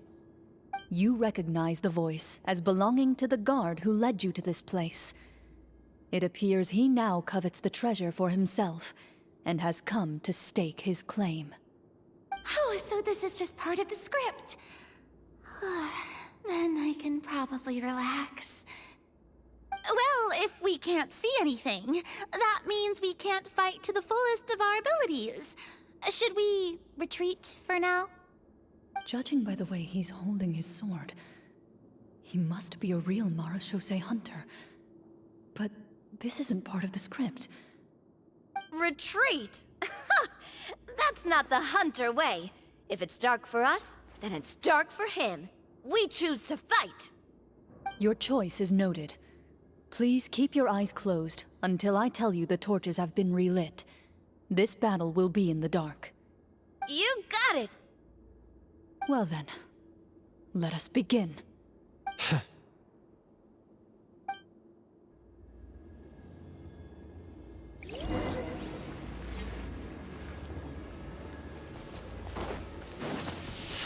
Time to testify. I'd like to try to hit him with my sword. Your strike is successful. Ha! You're facing a veteran Marechaussee hunter. You don't stand a chance. Is he still standing? Goodness, he sure has a lot of HP. Is it over? Can we open our eyes now? The enemy is strong and relentless, but the battle is nearing its end. The torches have not been relit. What about now? Final strike. Ha!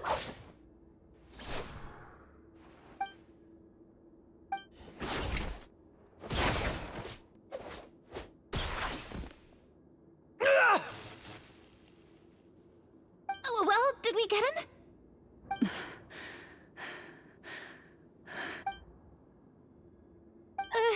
Clorinde? Warm fire flickers across the walls once more. Your vision is now clear. In an impressive display of courage, the four of you successfully defeat the uninvited guest. That look in his eyes. It's like he became an entirely different person as soon as I defeated him. Huh? Mr. Florian? Oh, wait. We're supposed to be role-playing. I should stay in character. Speak your name, guard. Why did you lead us here just to betray us? Is this treasure really more important to you than bringing peace to the kingdom? What kingdom? What peace? Those were nothing but lies! I, Florian, am a true Marechaussee hunter, descended from hunters of ages past. So he's also using his real name. Or, wait, was that the name of his character from the very beginning? Then I'm even more confused. If you truly are a Marechaussee hunter, shouldn't you want to help us just like you said before? Shouldn't we fight together for the sake of the people? What do you know? In this day and age, there's no glory to be had as a Marechaussee hunter. What's that supposed to mean? My skills were passed down to me by my father. We lived a life of obscurity in the remote wilderness. Still, he devoted everything he had to being a Marechaussee hunter. And what did he get in return? A life of poverty and pain. In a world that forgot all about him. When he died, not a single person came to mourn his passing. The Marechaussee hunters were the ones who saved this city, were heroes. We deserved more recognition and respect than this. Is he talking about how no one in the capital seems to remember the hunters and their legacy? I didn't expect the script to contain this level of social criticism. So that's why you want to take the treasure for yourself? You feel like you're owed fame and wealth? If you already knew where the treasure was located, why didn't you just come down here and take it? Because I still needed the final key. Only a true Marechaussee hunter is capable of passing through this final door. As someone who sought to hurt others for his own gain, Florian lost that right long ago. Okay, but what is this treasure anyway? We've got all the keys, right? So can we just go in and take a look? You're sure you want to go in? We've been talking about it for so long. Of course we want to see what's inside. And we've already defeated Florian, right? So he won't try to take it from us anymore. Pesky brats. Watch yourself. Then let's open the door together. All right. Your choice of action is confirmed.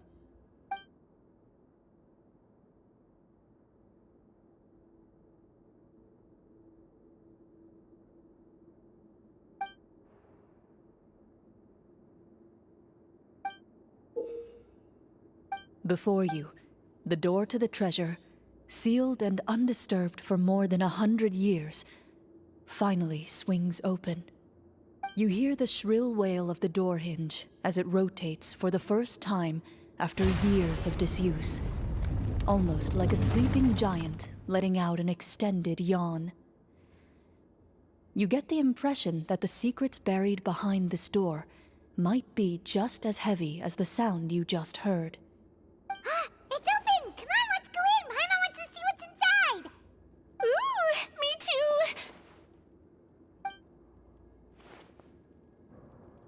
Ugh, uncovering hidden treasure is the most exciting part of adventuring. What do we have here? Uh-huh. A stone tablet? And some shabby weapons? You call this a treasure vault? Looks more like an abandoned warehouse! Maybe the troop ran out of budget at the end? They provided a super immersive experience at the beginning only to drop the ball at the most important part? They could have at least filled this place with cardboard Mora or something! Wait, I get it now. Paimon, this is the real Marashose Hunter treasure. Huh? This is it? The Marashose Hunter treasure is just a stone slab and some broken swords? I can't believe it. I refuse to believe it!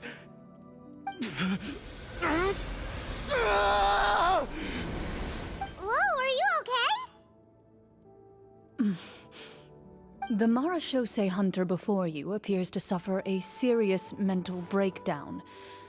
He needs to leave the room for a moment to collect himself. One of you seems to understand the significance of the treasure already. If the rest of you wish to follow suit, you may remain here in the meantime and explore your surroundings.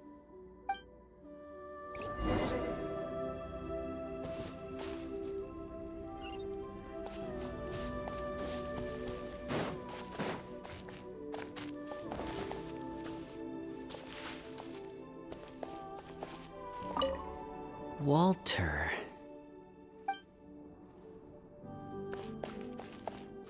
The old and broken weapons. The names on the tablet. What is the treasure supposed to be?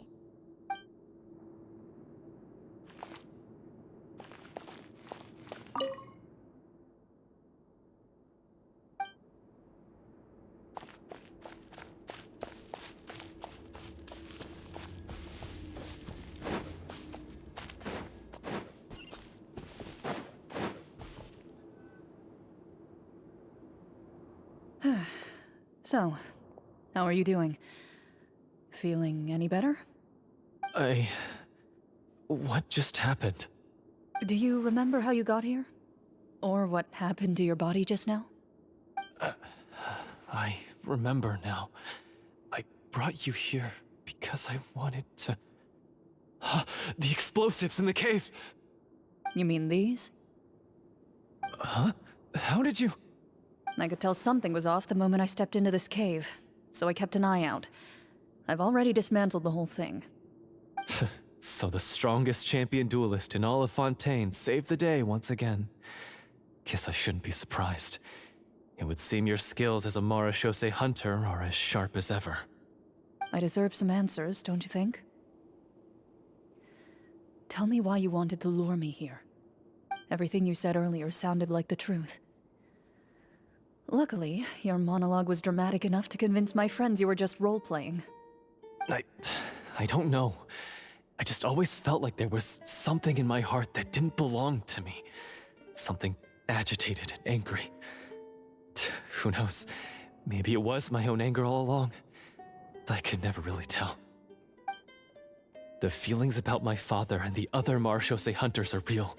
It just wasn't fair. I was angry, bitter that no one remembered them or praised their accomplishments.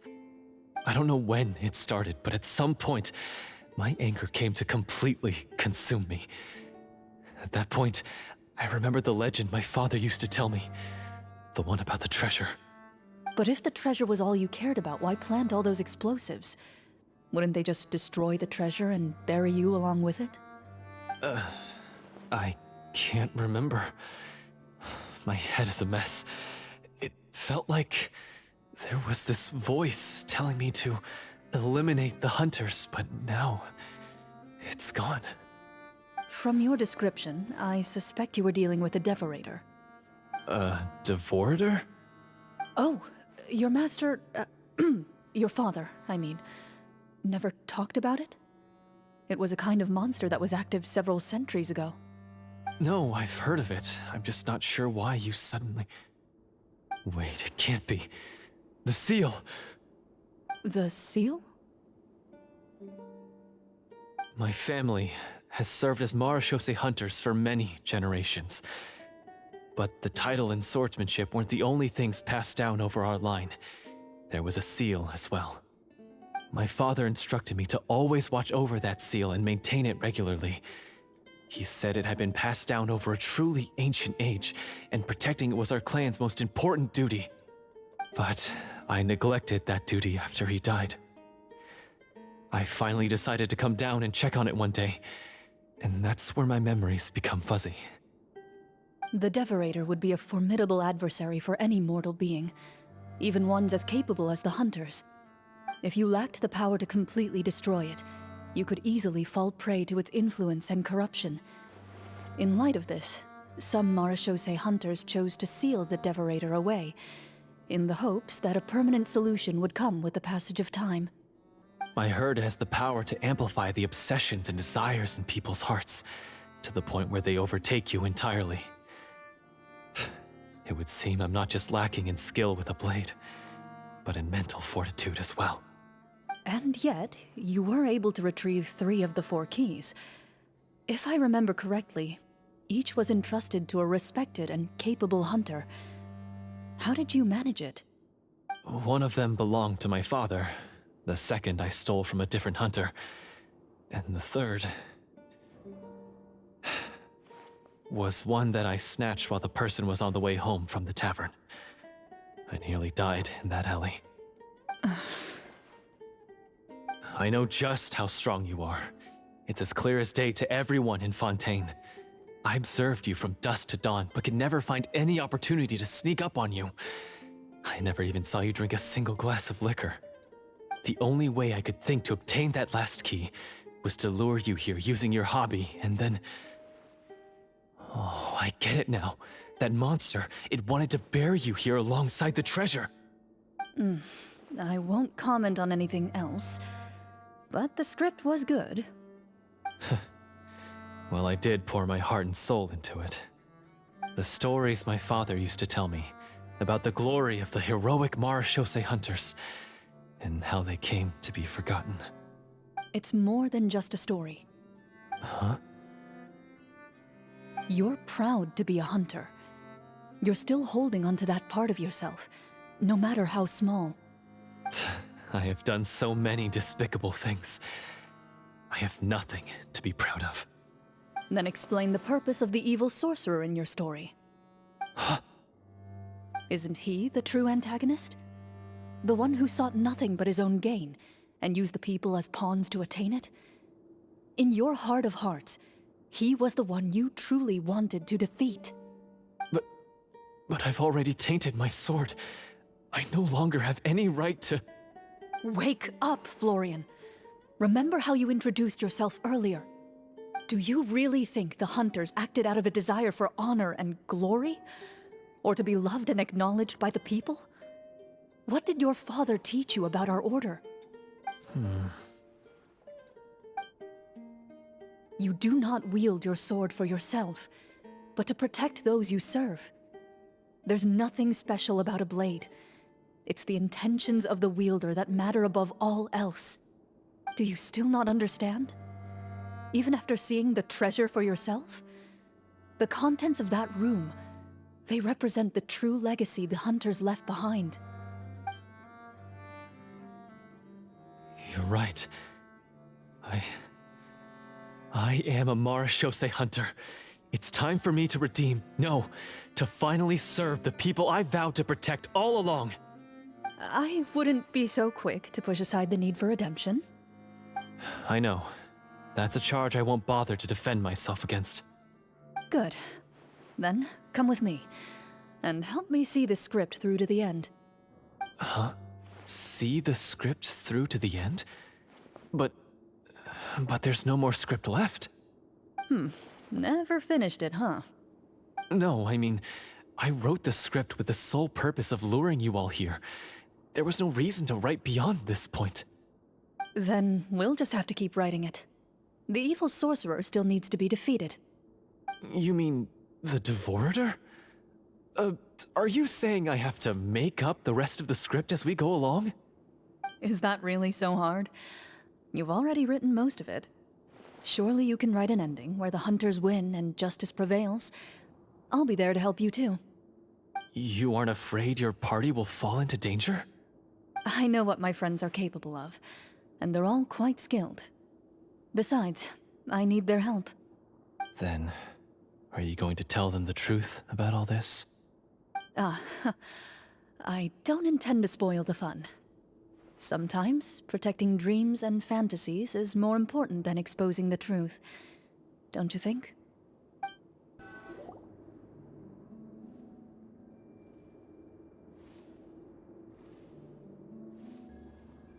They're back! That took a while. Ahem! My fellow Marashose hunters, please forgive me, for I have sinned. Tone it down. Sorry. After crossing swords with you and witnessing your courage in battle, I've rediscovered my true self and regained my pride as a Marashose hunter. Oh, do I smell a redemption arc? I confess, I was brainwashed by the evil sorcerer. He asked me to lure you here so he could bury you in this cave. That little... Wait, you're saying all of that wasn't you, but the evil sorcerer? That's right. He's adept at manipulating the hearts and minds of the people.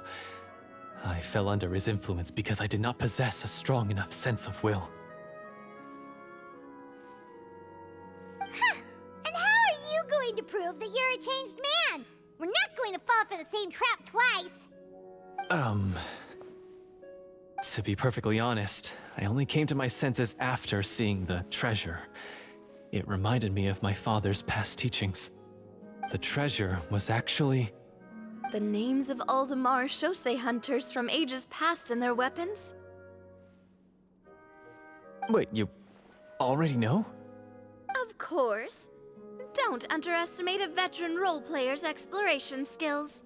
Oh, wait, I mean, Marashose hunter Navia's explorations. We just finished reading through the content of the stone tablet.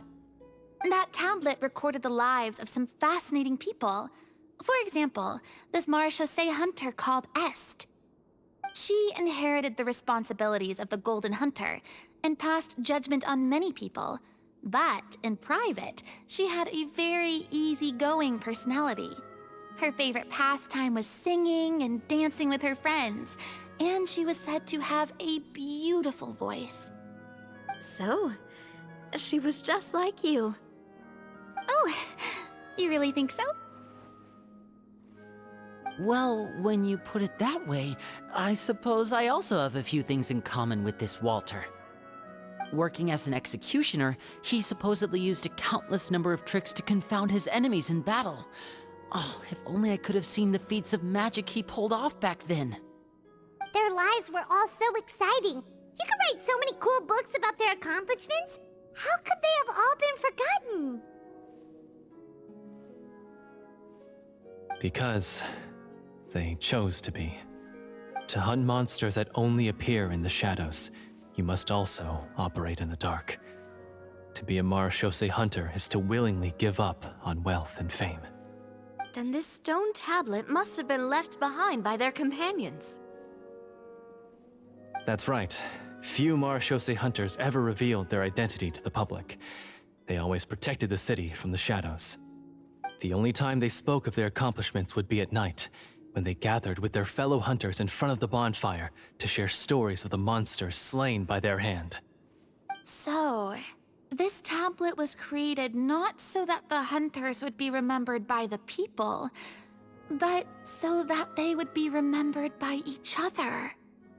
No wonder this place was so well hidden. You regard the stone tablet in solemn silence. The names of your comrades etched onto its surface, serve as a reminder that you are never truly alone.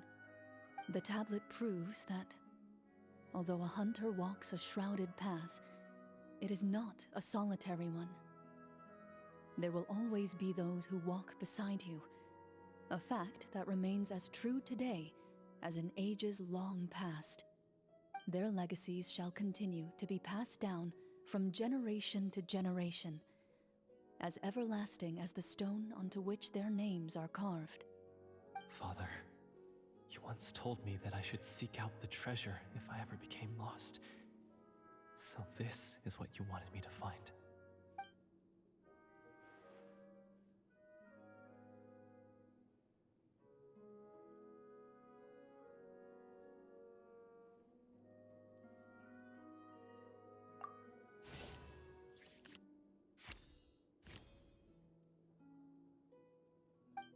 His eyes are sincere, and his words ring true. You can tell that every word he spoke just now came from the bottom of his heart. I implore you, everyone, please give me a chance to make up for all I've done. Allow me to fight alongside you and defeat the evil sorcerer that threatens the peace and prosperity of everyone in this kingdom. Well, I say we let you join. Sounds good to me too. Everyone makes mistakes. What matters is what you do to make up for them. I have no objections, but Mr. Florian, do you even know how to defeat the evil sorcerer? When he took over my mind, I gained some insight into his thoughts. Every time I thought of the treasure, he reacted with a strong sense of fear. Huh? He's afraid of the treasure? But there's nothing here except some broken weapons and the stone tablet. What if the secret's hidden inside these weapons? GM, permission to investigate.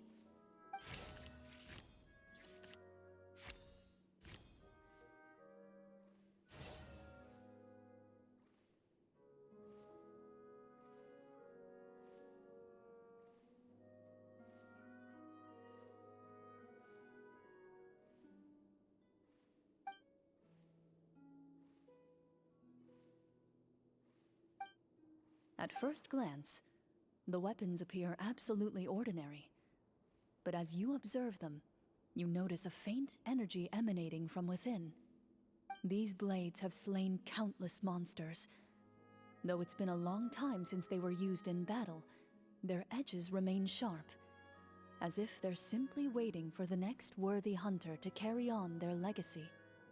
So basically take these with us, right? I'll take this weapon, since it used to belong to Est. Maybe it'll find comfort in being held by someone who appreciates the arts. Good idea. I'll take Mr. Walter's bow then. From one archer magician to another. Paimon's gonna pick a cool weapon too!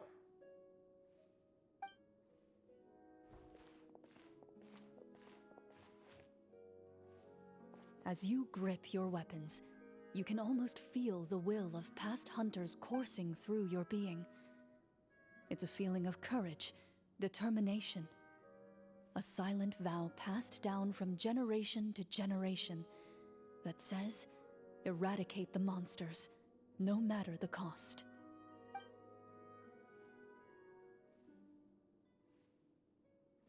Mr. Florian, do you know where to find the evil sorcerer? I was able to see his surroundings when our minds were connected. I believe he's currently hiding out at the church in the kingdom.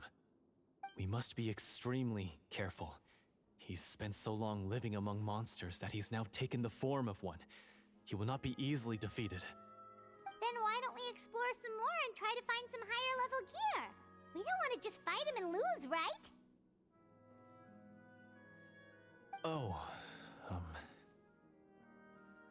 No, we have to strike now. He was greatly weakened when I managed to break out of his control. If we let him rest, he might have time to escape. I agree with Mr. Florian. We've got to act while we have the advantage.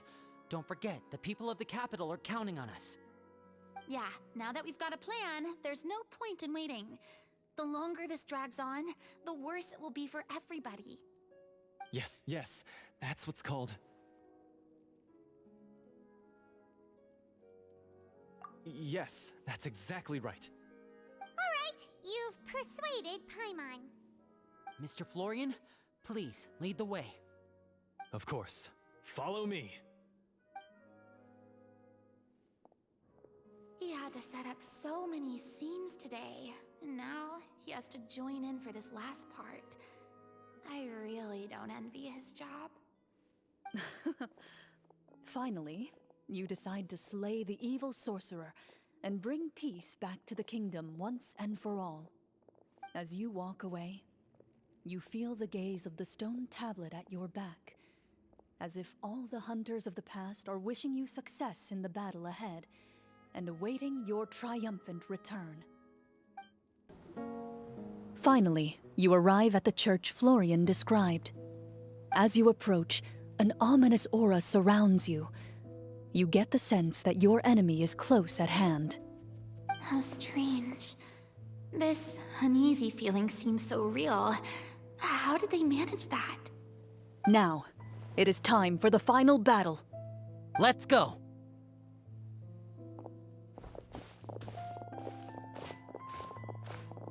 Florian, wait. What's wrong? I think you should wait outside. You've already been corrupted by the Devorator once. It could easily re-enter your mind and take control of your body. I don't think it's a good idea for you to be this close. If it corrupts you again, it's possible you might take on a new form entirely. That's exactly why I have to go. Why I should be at the very front. You mean... Yes. I intend to lure it into my body. That's too risky. If things get out of hand, I might have to kill you. Do you understand how dangerous this is? I understand, but if I do this, you'll have a clear and visible target. The Devorator will have a hard time passing up a chance to enter a body it knows how to control. You won't have to worry about any of your friends being taken over. You're not like me, Miss Clorinde. You're a just and powerful Marechaussee hunter. The monster broke free due to my error. It's only right that I shoulder the responsibility for its destruction. This is... something that I have to do. Consider it a duel to restore my honor. My only request is that you give it your all. I understand. Then, as a champion duelist, I hereby accept your request for a duel, and extend to you my most sincere regards. Thank you. The battle is now upon us. Let the Devorator once again tremble under the blade of the Marechaussee hunters. Huh?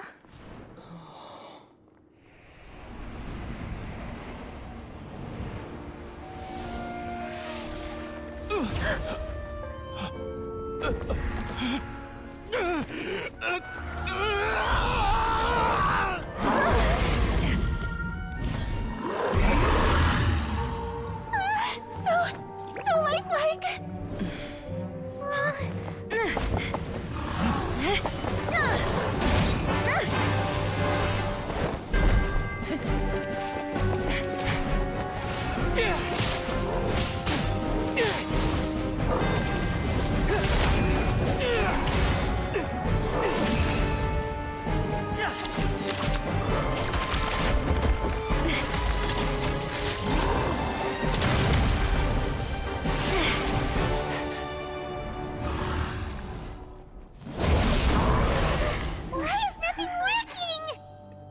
This foe is not invincible.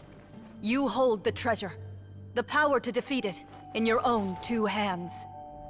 The treasure? You mean... the names! It's the Marechaussee hunters' names! How are we supposed to... You forget, Paimon? There's still one skill we saved until the very end. Hunters fight not for fame, but to aid the people whenever they are summoned. Walter the Marechaussee Hunter, master of 1,000 tricks, executioner of the Phantom Hunters, I call for aid! Est, the Marchose Hunter, inheritor of Cassiodor's will, judge of the Shadow Hunters. Answer my call!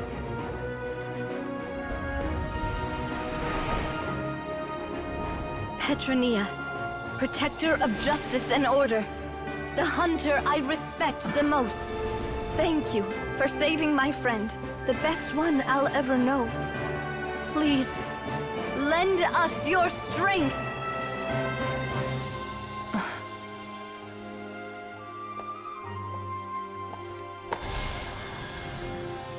We have come to answer your summons.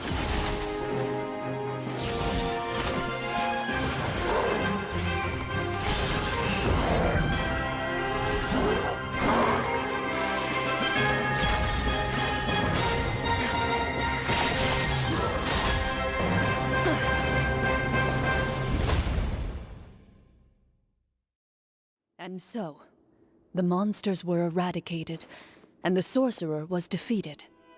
Peace soon returned to the capital. Those in the court, manipulated by the sorcerer, also recognized the errors of their ways. Some remembered the names of the heroes who saved their kingdom, but others simply continued their lives none the wiser. Such is the story of the Marachose Hunters.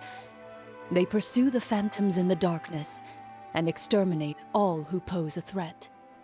They will always protect the city and those within it, even should all memory of their accomplishments be forgotten by the very people they serve. I am assuming we've finally reached the end of the script. Yes, you've reached one of the better endings. It's a pretty solid story overall. I thought it was just an ordinary adventure at first, but the further we got into it, the more impressed I became with the production and the plot. That final battle especially! All the effects were super realistic. Oh, right. Yeah, totally. That's a really good point. I never expected the weapons we picked up from that vault would have that kind of effect. Yeah, mine nearly scared the daylights out of me when it started glowing. I took a good look at it after we got out, but I don't think it ever lit up again. Oh, we should probably give these props back, right? I'll just leave mine here. Did you have a good time? Of course! Let me know if another script like this comes around. Sure, no problem. Then I'll head back for now. I think I need some time to fully digest everything that just happened. Once Mr. Florian is awake, please pass on my regards to him. He must be extremely exhausted to have passed out cold like that. You're right. He's had a lot to deal with. Well, see you all some other time. Toodaloo!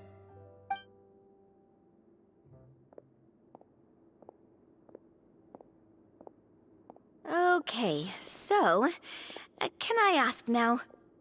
I think it should be fine, yeah.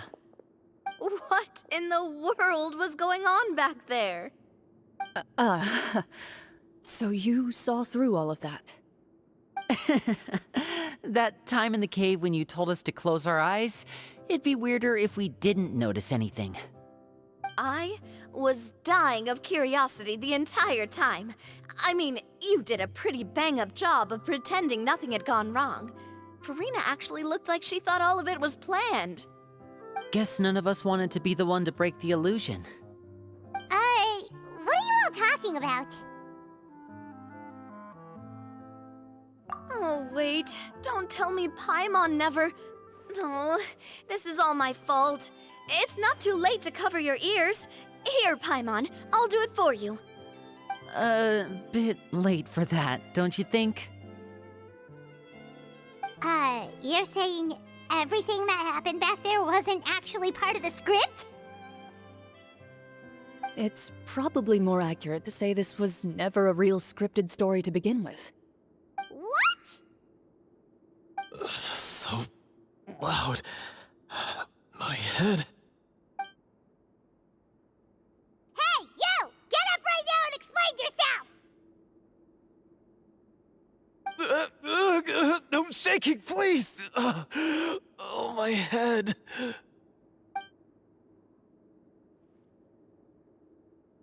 Did Paimon just hear that right?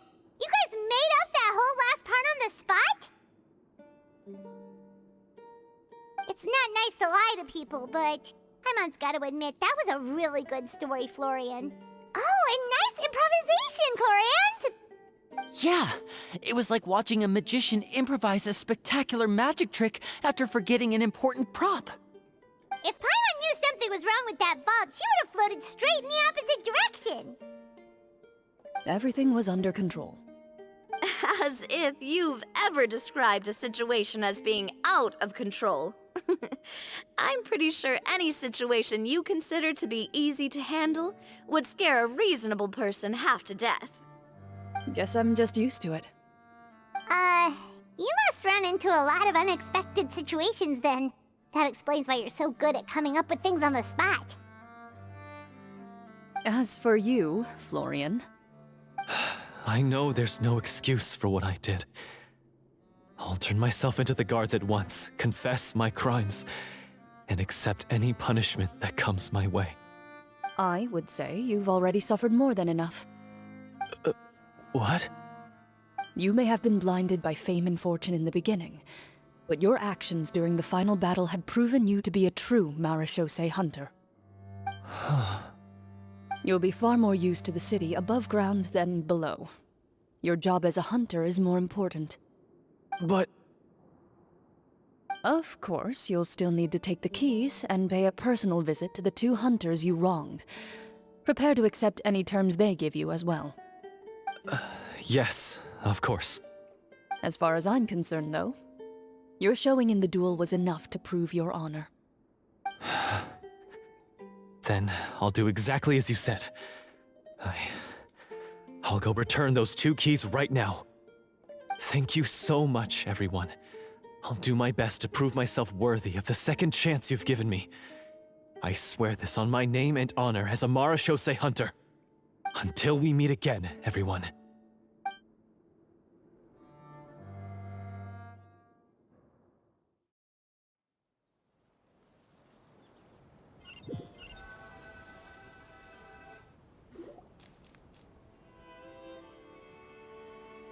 Speaking of Marechaussee hunters, what should we do about the treasure in that cave? Leave it be. Are you sure? We could show it to people, make it so that the hunters are remembered. Don't you want that? No. Every name on that tablet made the same choice. All hunters know what the path entails. I am no exception. My identity as a Marechaussee hunter is not something I need people to remember. I wish only to be recognized as a champion duelist. Nothing more. That's certainly very different from the path of a magician. Still, I admire your decision. Wait! Paimon just remembered something. If there were no special effects involved, why did our weapons begin to glow during the battle? That's because the Marechaussee hunters of ages past would often imbue their weapons with special enchantments to suppress the monsters. Whenever a monster was nearby, their weapons would start to glow. Oh, so that's why they had an effect on that guy near the end. I really thought the summons were doing all the work. Well, I'm sure the summons were a part of it too. Oh? How so? This particular devorator probably hailed from the same era as the hunters we saw in the room. The names you recited all belonged to the bravest hunters. Countless monsters fell to their blades.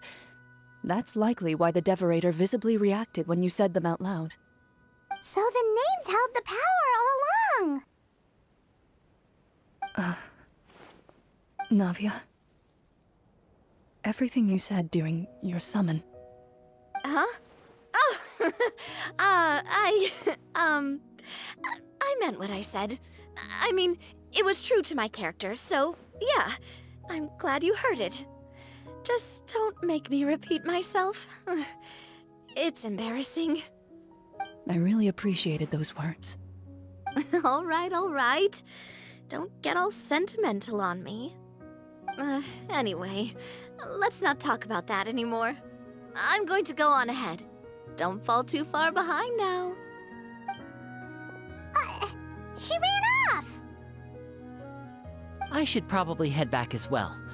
This story was truly incredible. I might have to spend the whole night telling my siblings all about it.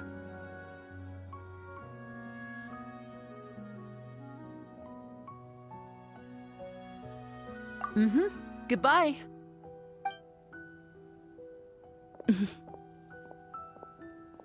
Traveler, should your name and deeds be forgotten, what do you think the significance of your journey will be?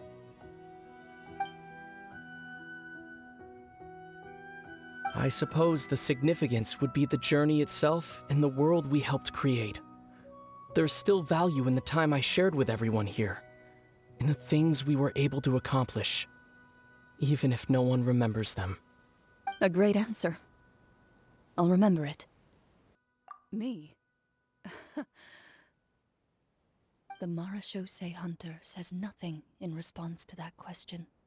Perhaps her answer lies in her silence.